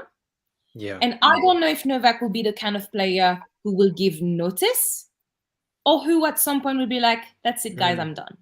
I genuinely have no idea about all of this. I truly, sincerely hope that he will do it like Rafa, saying it a year and a half in advance, so that all of us can literally that's my dream. So much and go to as many as we can. And I'm saying it right now. I mean, I know we'll do one day a pod where we'll talk about my adventures more, etc. But the reason why I'm traveling so much, it's because when finally in 2017 I finally started earning a little bit more money, just more to pay than the rent and going back home, I was like, let me go and watch some tennis. 2016, end of 2016 I started, but 2017 Novak got injured, okay, and I had booked my trip to New York. And I didn't see Novak on the first round because I always go back to work early December. And that's when I made the decision, because I was genuinely terrified that his elbow, like, he was not going to come back. I was terrified of this. So I was like, 2018, like, he's planning to come back. Let me try and make as much as I financially can, let me try and do this. And more and more and more, when you said Novak appreciates the fact that he's in a final of a slam, for me, I'm appreciating seeing him play. And more, I'm like, I'm going to try and do as many, because after Novak retires, I'll always love tennis. I loved tennis before Novak, but I don't see myself going in the middle of nowhere in Cincinnati if there's not Novak. You know what I mean? I might do it 1 year, but at the moment I still haven't done Cincinnati because, for instance, this year I just couldn't afford it. But my point is, everyone that I know, and I know loads of people have told me, oh, we want to do it like you, we want to do it more, because we don't know how long he has left. And imagine one day it's like, guys, that's it, I'm putting the racket back in the bag. Then that's when you'd be like, oh, I should have done that. And I don't want to have that vibe. I don't want to have that feeling. So literally every pound that I make with my teacher salary, I'm saving it. By now I could have bought a house, I guess, or at least a mortgage, for a house or deposit, in London, a flat or something over the last 7/5 years, But I'd rather go and enjoy what's displaying, because we don't know how long there is left, Great if there is 28. I mean, not great for my purse and my bank account, but great for all of us, But it could be in 2 years, it could be in 4, So that's also my word to everyone. Like, if you want to go and watch him and you can, don't wait, just go, enjoy it, because then he might decide not, like, for instance, he might decide to play just the slams and not, let's say, I'm saying nonsense, but not Monte Carlo anymore, not Rome anymore. You know what I mean? So my advice is try and make the most of it. And my advice as well is, and no offense to you, Marko, but let's just not talk about retirement. Let's just enjoy. Let's just enjoy because, you know, he's still here. He's still here, you know, and he's #1 in the world at 36 with the record slam, and he's just won 3 this year. I mean, do we realize what he's doing? That's insane. You know, let's just enjoy it. I actually don't think the vast majority of people realize, you know, what's going on. To be able to do this at 36. I have that peak as my biggest goal when I'll be in Paris. if he's going to play, that's going to be my biggest goal. I'm not forgiving myself if he retires and I don't have the peak. No, listen, guys, literally last week I quit my job, and I want to focus in the next 12 months on various projects that I have, this one, you know, being one of them. And basically, you know, either the first or the second most important one. And I was supposed to go to Shanghai next month. And a couple of hours ago, I saw Jose Morgado's tweet that Novak is going to probably skip Shanghai. I texted Sasha Osmo immediately, and he told me, you know, that's basically, you know, what they said, but, you know, it's still not 100%, you know, confirmed. So I'll have to wait, you know, this week when Davis Cup ends, and hopefully get, you know, positive news. Yeah, and hopefully positive news. But even though if Shanghai does not happen, I still plan to go to Paris this year in Bercy for Masters, and with the ultimate goal being of attending all 4, you know, Grand Slams next year. It's going to be the ultimate goal is meeting me in Paris. No, that's something else. That's something else. First of all, let's just go there. I mean, it's going to be very difficult financially speaking, first of all, but yeah, that's the goal I set up. Before we go, Julie, I wanted to talk to you about. Actually, I wanted to hear you tell us how was your New York trip. You know, what happened? What did you see? How was that Waterdrop event at Times Square? And the story behind the song. I really want to hear that part the most. The song. Okay, I'll start with the song. Yeah, let's go. So a few months ago, I think it was, I don't know, March or April. I received this guy called Sasha as well. He sent me some vocal notes, and I have to say I receive a lot of things. So vocal notes is not what I listen to first, because, you know, one day we'll do a pod as well about people's behavior, and sometimes what I receive is just, anyway. People, sometimes I'm just like, what are you getting out of insulting me, out of, you know, like, whatever, that's another story. But and basically Sasha said to me, I am Justus' manager. Do you know Justus? Like, here's his profile, here's what he does, you know, about the Balkans, and, you know, he's an American who moved to the Balkans, told me the story about the Yugo and how he was obsessed with that car, you know, when he was younger and stuff. And he said to me, I want to write a song about Novak. And, well, Justus wants to write a song about Novak and would like you to help, basically. And, I mean, a long time ago, I've said several times, you know, I love writing, okay? I used to sing.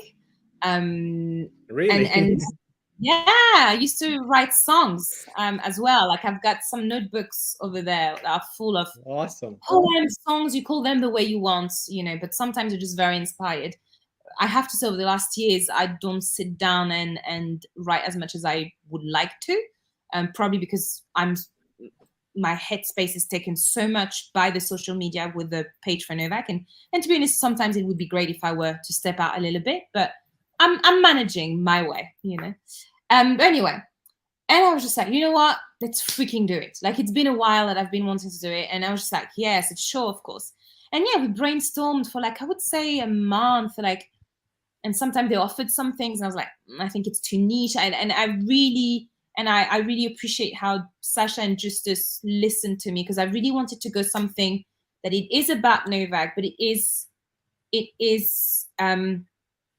reachable to anyone, you know, including the inspiration, you know, including the dare to dream, and, you know, but the song is very specifically about Novak. And I have to say, Justus and his you know, the team for the music side, in my opinion, have done a great job. Like, the music is awesome. I think the song is really good, that it's really catchy, you know. So yeah, in the first place, the plan was potentially on the actual recording for me to sing with Justus. But in terms of timings, I would have needed to make it to Belgrade during the summer. And financially speaking, because I was going to go to New York, it was not possible. And also, I was at my mom's, you know, I had that time planned with my family. And but the plan from the beginning was to release it just before the beginning of the US Open. So the plan has always been that Justus would come to New York, that, you know, he would get in, buy his own tickets, and, you know. And then on the Wednesday, so Justus did the videos. He does great videos, to be honest. They're quite funny, and, you know. So we met on the Monday to do the videos in Central Park. And let's say that, you know, I've got some phone numbers that are around Novak. And I said, FYI, this is going on, you know. And then Novak saw the video and reposted it. And then on a Wednesday, Justus was at the practice, and I literally texting me like, run to that gate, because Novak is going to go that way. I want to try and meet him. And I was lucky because I had my Djokovic t-shirt, and Novak actually came back, because this year in New York, they changed a little bit the way it's built. So for the players have to sort of come to you. And before, we used to be behind a massive gate where you could put things through the gate. This time they have to come to you. So in a way, it could be a little bit more unlikely that they come, but Novak did come along. And I was like, Novak, have you heard the song? Like, you've heard bits of the song, right? And there was so many kids, so many people like shouting. It was madness, you know. And he didn't hear me. So I was like, Novak, it's Judy here. Have you heard the song? You know? And he was like, yeah, a little bit. He was like, why? And I said, because Justus is here. And he was like, oh, guy. And that's when Justus posted the video and stuff. And Novak said, I'll perform for you now, which made me laugh. Yeah, so much. Because in the first place, I thought he was going to sing or dance. I was like, what is happening? And then he was like, and you can perform after. And Novak looked at me being like a bit inquisitive. And I said, I can deal with the after if you want me to. And he was like, yes, please, because he knows who I'm gonna text or whatever. You know, I don't want to go too much about this, just, you know, but still. And I sent some text, and an hour after the match, I got some text back saying, come to that place, and I'll take you and Justus to the car park. So we were given these sort of accreditations without photos for guests for like 10 minutes to be able to go to the car park. And Novak had just finished the massages and stuff, and he was there with Steve, who's his chiropractor, and yeah, it was really cool. It was really funny, and it was like Justus in the morning, because we had no idea we were going to manage to meet Novak after practice. But Justus was like, what about my guitar? And I said, mate, they're going to take it from you at the entrance, so leave it at the hotel. But Novak was like, oh, where is it? Because he thought maybe it was blocked at the entrance. Said, no, we didn't take any risk, because literally it was not planned. It was, you know, me living my life of going to Novak's practice, trying to meet him after, you know, like a fan, you know, nothing else. You know, I didn't have special access. I bought my ticket, you know what I mean? Like, and yeah, it was great. It was quite funny to watch them. And I was literally like this to try not to laugh because I was filming. Because we didn't have, like, Justus' dad couldn't make it. We only had 2 passes, so it was Justus and I who went. And it was really cool, even Novak, to see, you know. But I said to Novak, I said, I think you need to really listen to the song on your own, when there's not someone singing it to you, just to listen to the lyrics so that you can fully hear them, you know. And he said, I will. So I know the link has been passed on to him of the full song. But then he offered to Justus, you know, and then said to me as well, you know, about being present, but about doing a video clip, because he didn't know there was a video clip yet, about, you know, filming stuff. So I'm thinking about maybe potentially when we could do that. But you know, it's also Novak is a very busy man, and sometimes, you know, things just do happen to not happen. But just the fact that he's offering it's you know, it's so cool. So yeah, we stayed there approximately 10 minutes, and you know, I know loads of people think, oh my gosh, she's so privileged, she's so lucky all the time, she sees him all the time, which is true, but also you don't see the hours that I spend waiting to be able to do that, to see him, you know. But this time was literally, you know, being given the accreditation for 10 minutes and stuff.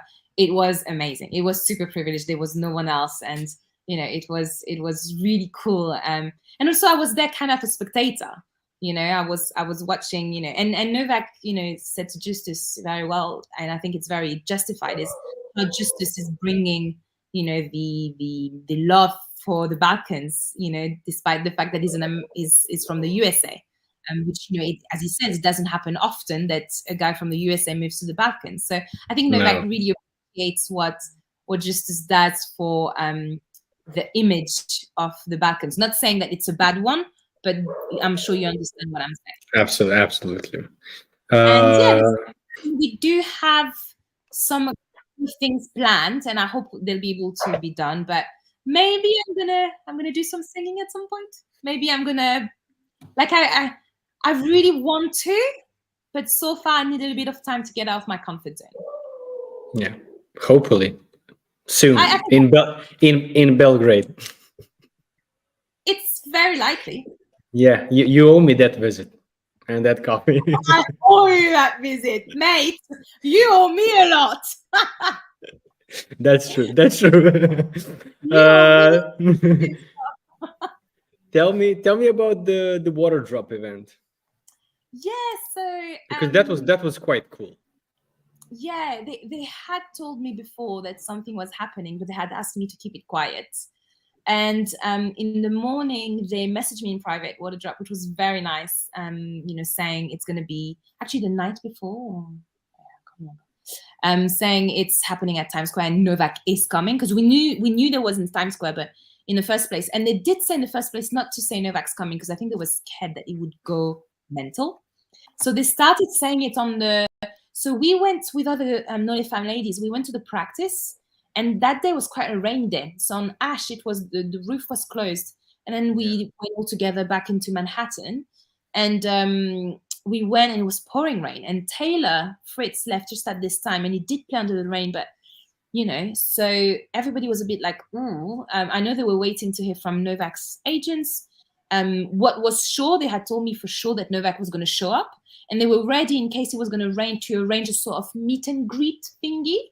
So they were very on point. I mean, I have to say, when that so they had told us at 6:30 there's going to be the screen, so you know, make sure you look at the screen.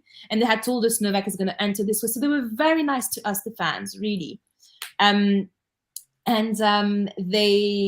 that thing, you know, like, hello Times Square, it's Novak. I literally went, oh. I was quite emotional. It was really nice, you know. It was like, basically, he didn't say it, but basically it was like, I'm back, you know. And they did an amazing, I mean, of course it's promotion, you know, of course it's image. Yeah. But I know how much they love Novak, because I've talked to them. And funnily enough, at Wimbledon, I had met the Waterdrop bosses.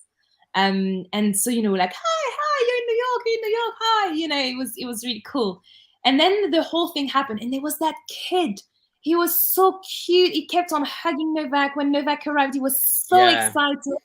He was adorable. It was really a nice event, you know. And I think, regardless of the PR and stuff, everybody really loved it. It was really nice, and people were like, oh my gosh, it's Novak Djoković, you know.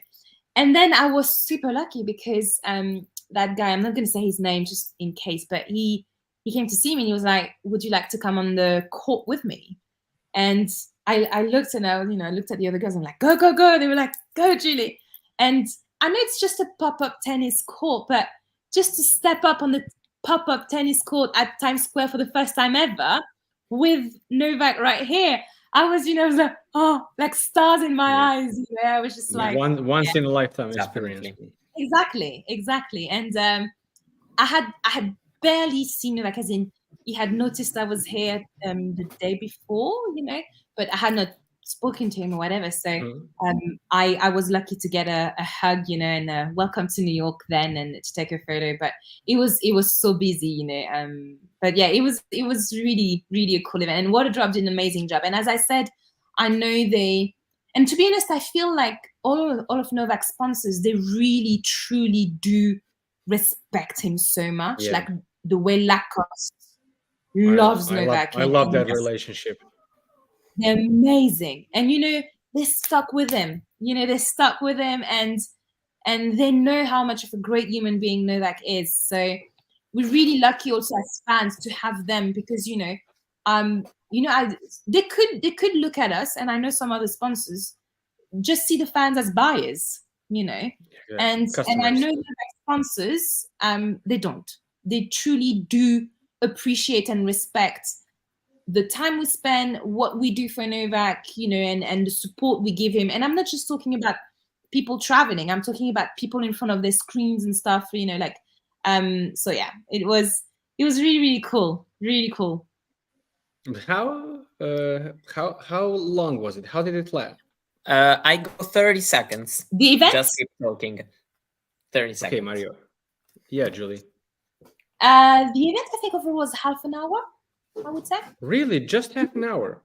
Oh. Yeah, imagine. I thought it was longer. No, but in the middle of Times Square, it's one of the busiest. Like, literally, when you try to go to his car, like, I could only, like, for me, I didn't even go there. I mean, because I stayed on the court a little bit more, just trying to enjoy, But literally, I could see the people, like, following him. Imagine, it's mental. It's mental. Like, it's Times Square. Like, Marko, it's one of the busiest places ever. And, you had the fans who had come, but people who heard on the mic an hour before that Novak Djoković was going to be there, they stayed, they stuck around. And then the people who were walking past, the moment they saw Novak playing with kids, like, it was such a nice moment that everybody stuck around. And, I'm pretty sure that Waterdrop had loads of meetings with the police and stuff, definitely had to say to the police, Novak Djoković is going to come around, like, out of security and stuff. So I actually find it, to be honest, because I've been to other events in New York, I think usually that's around the time, No, actually, it's probably stayed longer, because I went to the Lacoste Macy's in 2018. And in 2019, it was Macy's Seiko, and it's probably a little bit longer. But it was a meet and greet, so it's different. It's you're in a shop. You've got much more security. Like, it's different. But I would not be surprised if maybe Waterdrop also had some how could I say this, some agreements with the police and the state, etc., that it doesn't last longer. I to be honest, it's probably what happened. Yeah. What are your plans for the end of the year? Attending attending any other events? Paris, Turin. By the way, where are you? Where are you from in France? West, small town. More animals than inhabitants. No, I love that. Honestly, I started hating cities in the last couple of years. I need nature. I'm not going to say it in public out of respect for my privacy, but it's a small town. There's not much to do. My mom now has moved to the seaside, because at the moment, like where I'm from, it's a town 2 hours into the countryside, like, away from the coast, but the Atlantic coast side, sort of middle. Yeah. Well, For the rest of the year, I do have a little bit of holidays, but Novak's probably not going to play anything during that, because it used to be in the past that my holidays, the second week of my holidays in October was the Paris Masters, and now it's before. So if I go, whether it's Paris, whether it's Torino, it's during weekends, because I work weekdays. But I'm grateful that I can do that. Maybe very soon, very, very soon, I'm going somewhere during a weekend. Maybe. Very soon. Is it Belgrade? No. It's Valencia. No. It's Valencia. Sooner than that. But we'll see. And to be honest, it's funny. I'm becoming a little bit funny about that, because so many people ask me, and sometimes I do feel a little bit of pressure.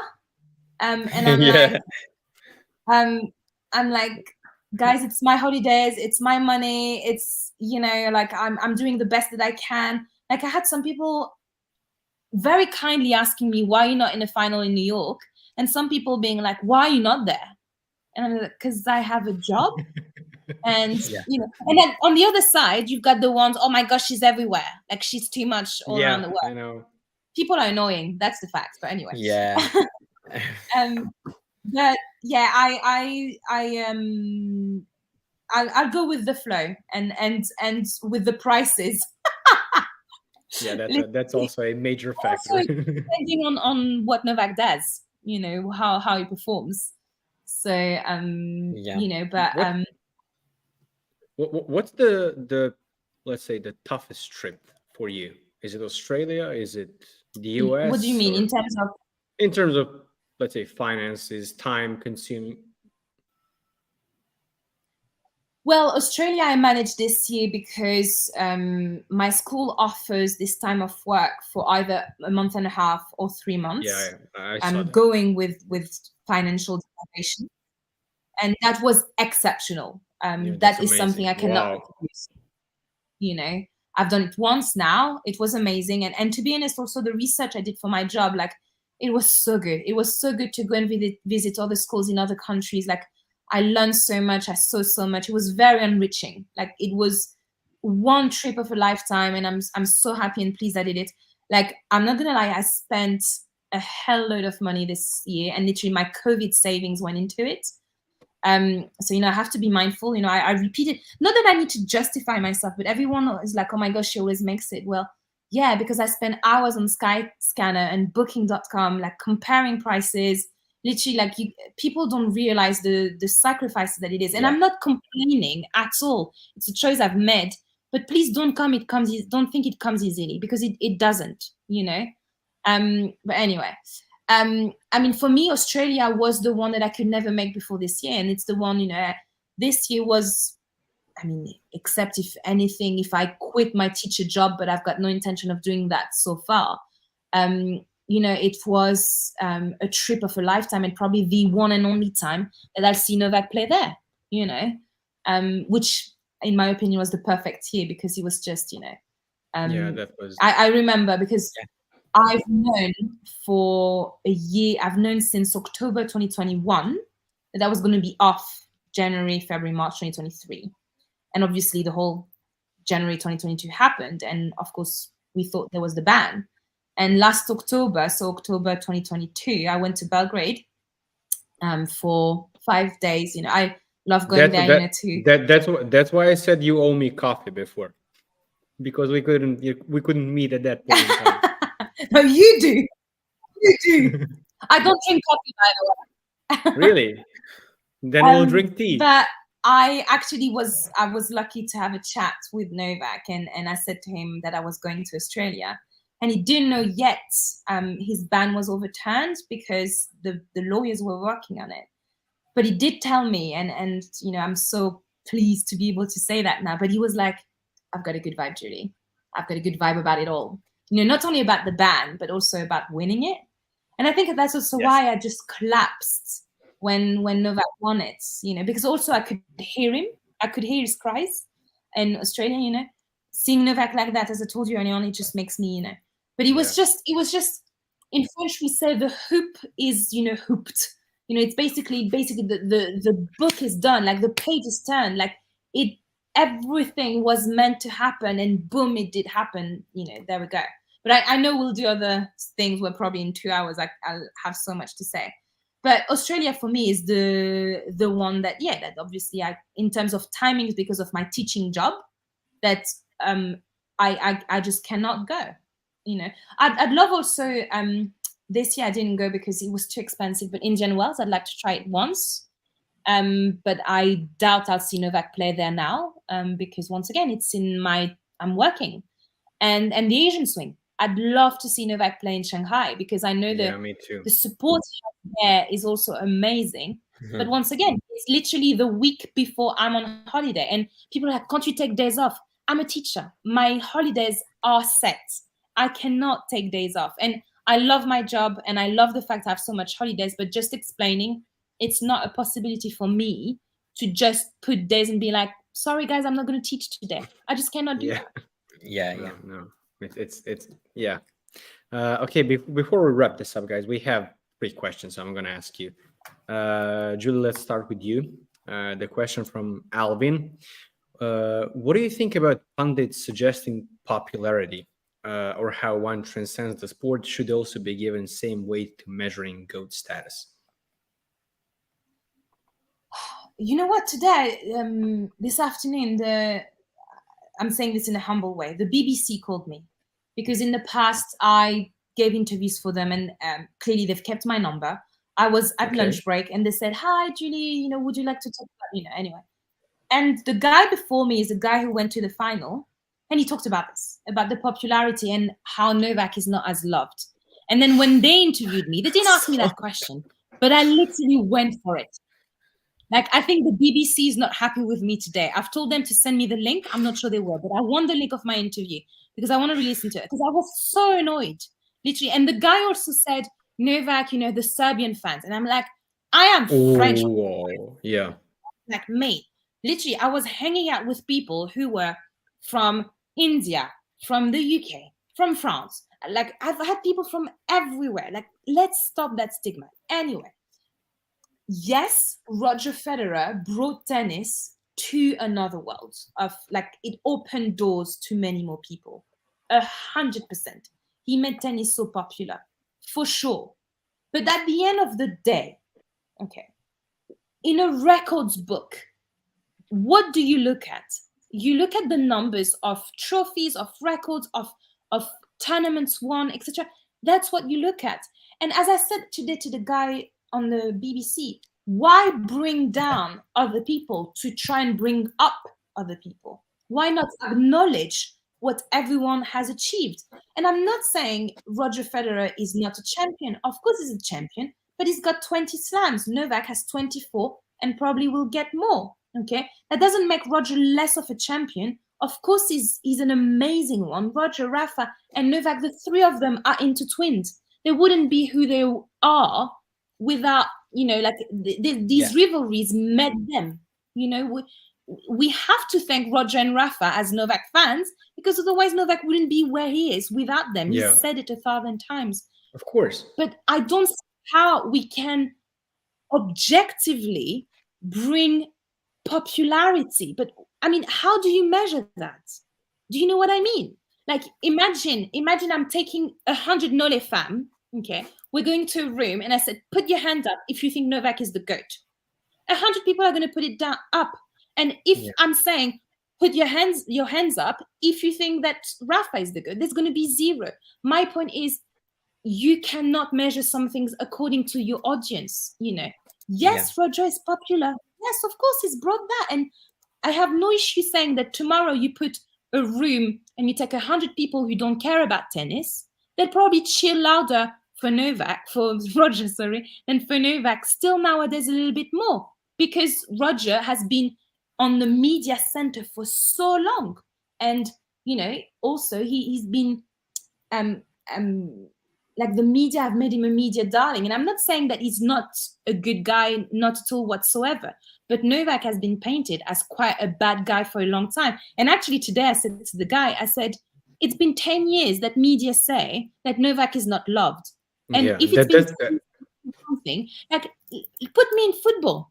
I don't know anything about football. If you tell me Messi is a better player than Ronaldo, then in my head it will be Messi is a better player than Ronaldo. Yeah. And I will not go and look for myself, because I will trust the opinions of people who I believe know more than I do. Do you see what I mean? Yeah, no, that's completely legit. But the part that I hate the most is that they say he is not loved. I would be completely fine, and no one loved. I would be completely fine. He's not as popular as Waterdrop. Okay.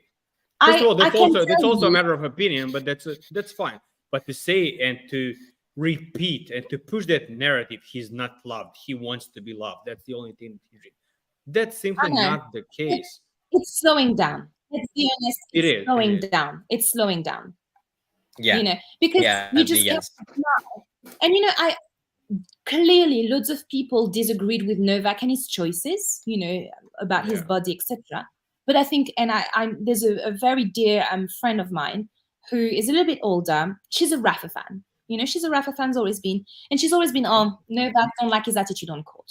And that's her choice. She had that right to think that, because that's fine. There are some players I don't like their attitudes on court. And I can understand how sometimes it can irk some people. Personally, I love it, you know. And the fact that Novak stuck to his values, stuck to his principle, and she disagrees with him. She does disagree with him, but she respects him for that. And she's like, he could have cheated his own way 1,000 times. He could have. And yet, you know, the fact that he stayed with integrity. And I know for sure, because I spent hours waiting, you know, in queues to enter the stadium, then for practice, then at the outside of practice. I meet so many people. And I know for a fact that Novak has earned the respect of so many people. And loads of people are starting to be like, maybe I wasn't fair towards him. Maybe I haven't appreciated him enough, you know. And you can see it even yesterday. Like, I think people really appreciated him, you know, making history, etc. So I think things are starting to change a little bit, to switch a little bit. And actually, because Novak didn't play in some places, and because Novak stuck to his principles. So you might agree or disagree with him, but I think more people are seeing truly who Novak is. And just to add to that, you know, not love narrative, actually, the other narrative that I hate is he's not authentic. He's not charismatic. That's literally what do these people know the definitions of those things? Sorry, but the one I hate, he is desperate to be loved. That's the one I hate. Like, if it needs, you know, like if it needs something from, I don't know. I laugh when, as if he needed the validation of strangers who maybe don't care about tennis.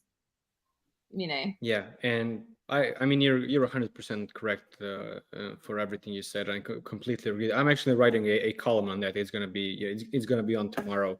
I started, you know, today, but it's gonna be very, very long. What else do we have? Mario, let's have a question for you from Sensa. Yeah, Sensa, I read it correctly. It's pretty obvious that Alcaraz has the fatal fan base supporting him, but does the kid deserve the hate from Nola fans? I mean, I think nobody deserves the hate, but answer the question. At all. No, I actually like him, honestly, because he has shown most of the time nothing but respect for Novak. And we talked about Ben Shelton previously. Yeah, exactly. Alcaraz is the same age, and it's completely different picture. I was exactly thinking about Alcaraz when we were talking about. I made that comparison. Well, I also think that it's just sometimes a little bit exaggerated, the perspective of Novak fans hating on Alcaraz. Probably sometimes some of the fans can be, I don't know, annoyed at some media comments, or, you know, sometimes they can, and I'd say rightly, sometimes, you know, read into some comments kind of the hope that Alcaraz overtakes him or something like that. And so this can start to create, you know, some kind of comments, but I don't think that in general there's also, I know that, there's always are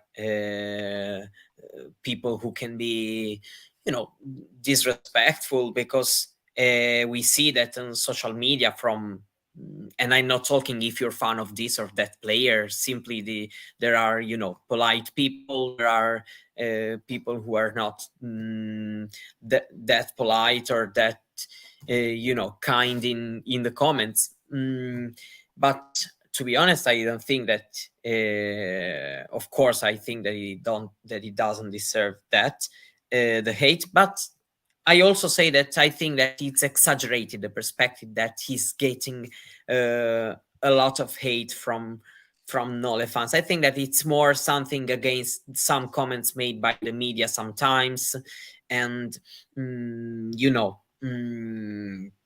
that can, let's say, for example, the passing of the torch narrative, some things that can have rightly annoyed some fans a little bit. I don't think that it's something personal towards Alcaraz, who's always been kind of, just trying to do his best to beat him, but nothing more. Can I jump in here? I think, of course, yeah. I speak for myself. What I do not like is the double standards of some media. Exactly.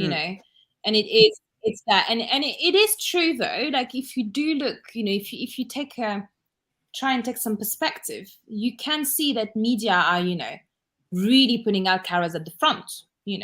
Is it because Alcaraz has a good PR team that pushes for that? I don't know, and I'm not blaming him. That's part of the job as well. Some people go for this. He is, put out there as, because he looks the one probably the most consistent who can take over. Yeah. I think also there's worry about because we know Rafa is like next year is last year.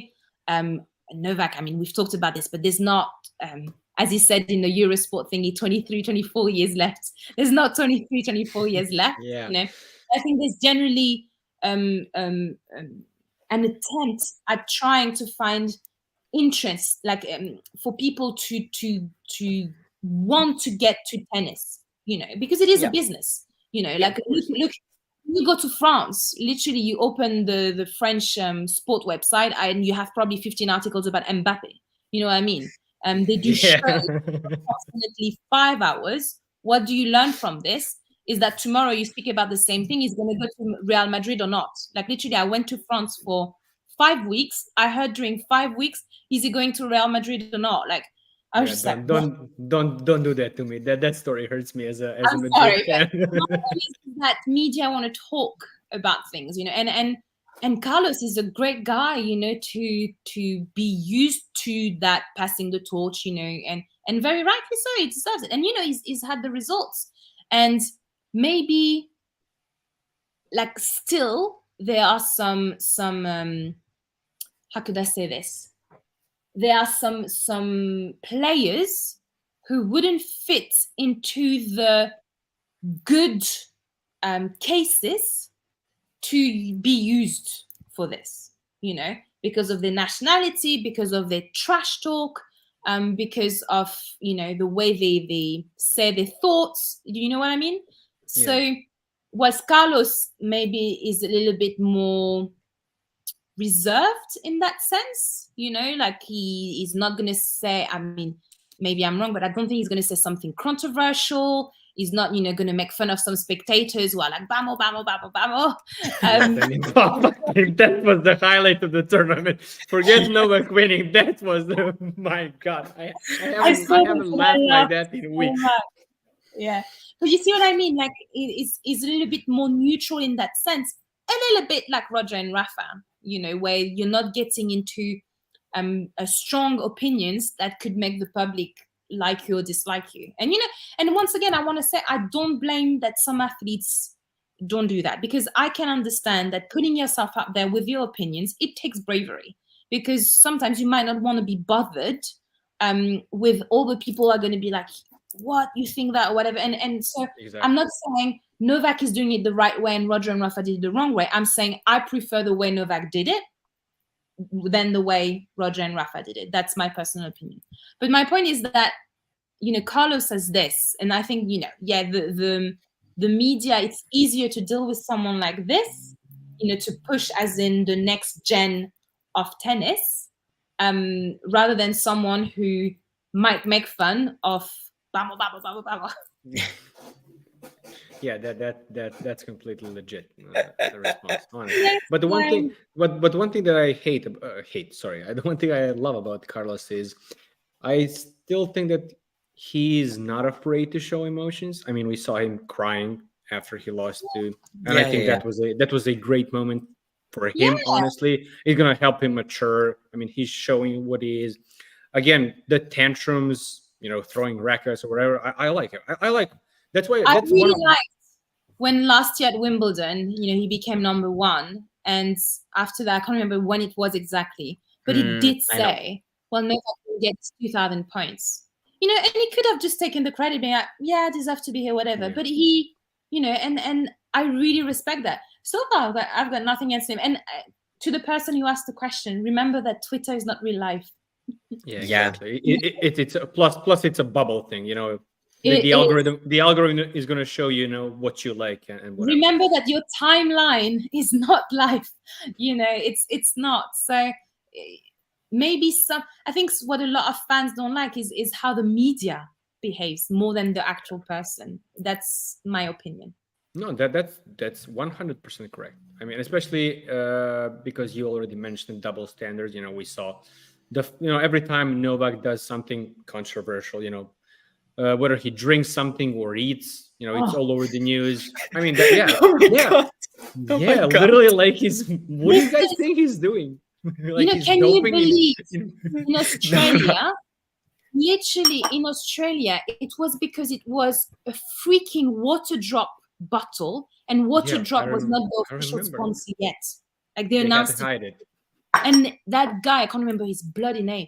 He went mental, being like, "Oh my gosh, it's doping." I'm like, it's a sponsor thinking. Like, that drives me mad. It drives me crazy. Yeah, to be honest, I start laughing so much when I think that some people can think that he dopes in front of everyone. Sorry, but no, that's just insane. I mean, how many times is the guy freaking tested? Like literally, he's peeing in a bottle. I don't know how many times a year. Like, come on, just have some respect. And I would say the same thing about other players. Like they're all tested. I mean, exactly. I hope they all are. That's that's another story. Yeah. But just how stupid would it be? But whether it's him, like whether it's any other players, to be like, "Hey guys, by the way, just doping right in front of you." Come on. I mean, have some common sense. Ugh. Hey, but it brings engagement on Twitter, and especially now when Twitter is paying for engagement, we're gonna see a lot of more. Trust me. Yeah, but that's also something that can damage the reputation, and I see that, and sometimes it's just literally impossible to reply to everyone being like, "You're wrong, you're wrong, you're wrong," because some people are like, "Oh, but you're a fan of Novak, so you're gonna be like, of course you're gonna defend him." It's just that I don't spend my time defending other players, but if someone was saying, whoever, I don't care, whichever other player is doping, I would say the same thing and be like, "Do you think you would do it literally right in front of everyone?" You know what I mean? It's not only because of Novak. That's also something one day we need to talk about that, about how people think that because we're fans, we're literally fangirls, we're obsessed, that we're stalkers. I've heard that 1,000 times from stupid people. That you don't have objectivity and stuff. We're not sheep. We're not dumb. Like, I have my own brain and I can think. You know what I mean? And I say it again, because I have Novak as an idol, doesn't mean I do everything like him. Like literally once I had some people asking me, "So do you not eat meat?" I was like, "What do you mean?" Like, "Well, Novak doesn't eat meat, so you don't eat meat." It's like, it's not. Come on, you're kidding me. Like, what? I promise you it's true. I promise you. The guy thought I was vegan because Novak's vegan. And I was like, "No, I eat chicken."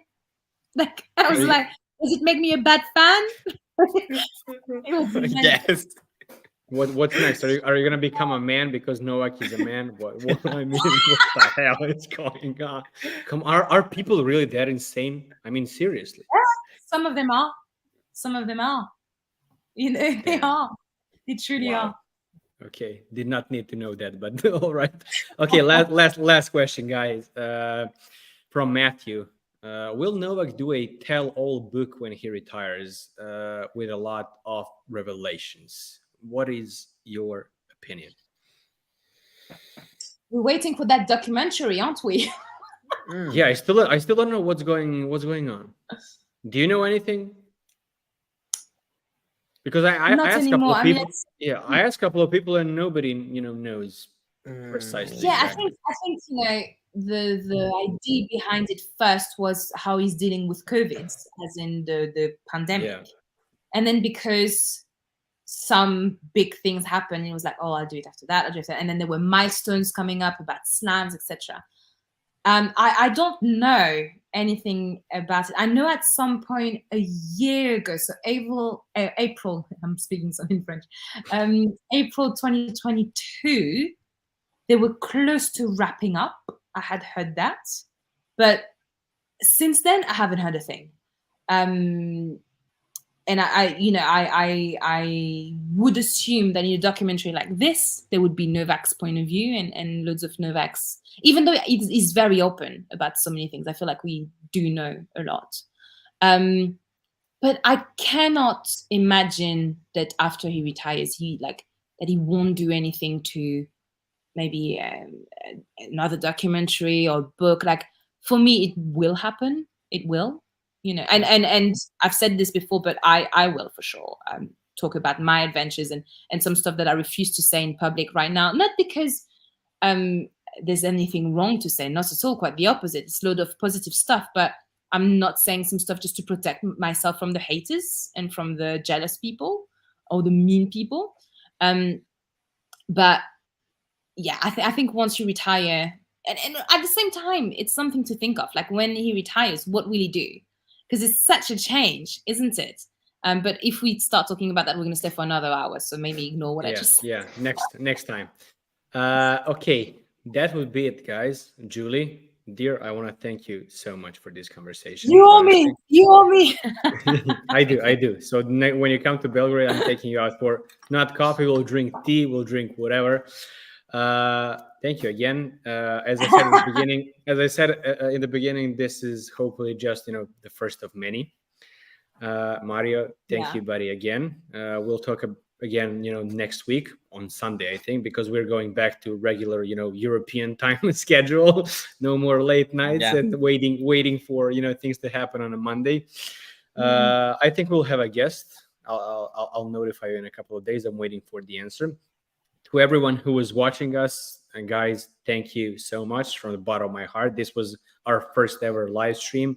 I think it went well. I hope you guys agree. I think you guys, who were watching us, and both of you, especially you, Julie, had a good time. It was fun. I know I did. Before we go, I just wanted to ask all of you guys who are currently watching, who are going to watch tomorrow, please consider subscribing to this channel. Leave your comments, like this video. All of those things have help with YouTube algorithm and help us. That's the easiest way of supporting us. And that would be it from me and from us this night. Again, from my part, thank you guys so much, and we'll see each other next week. Good night. Thank you. Bye.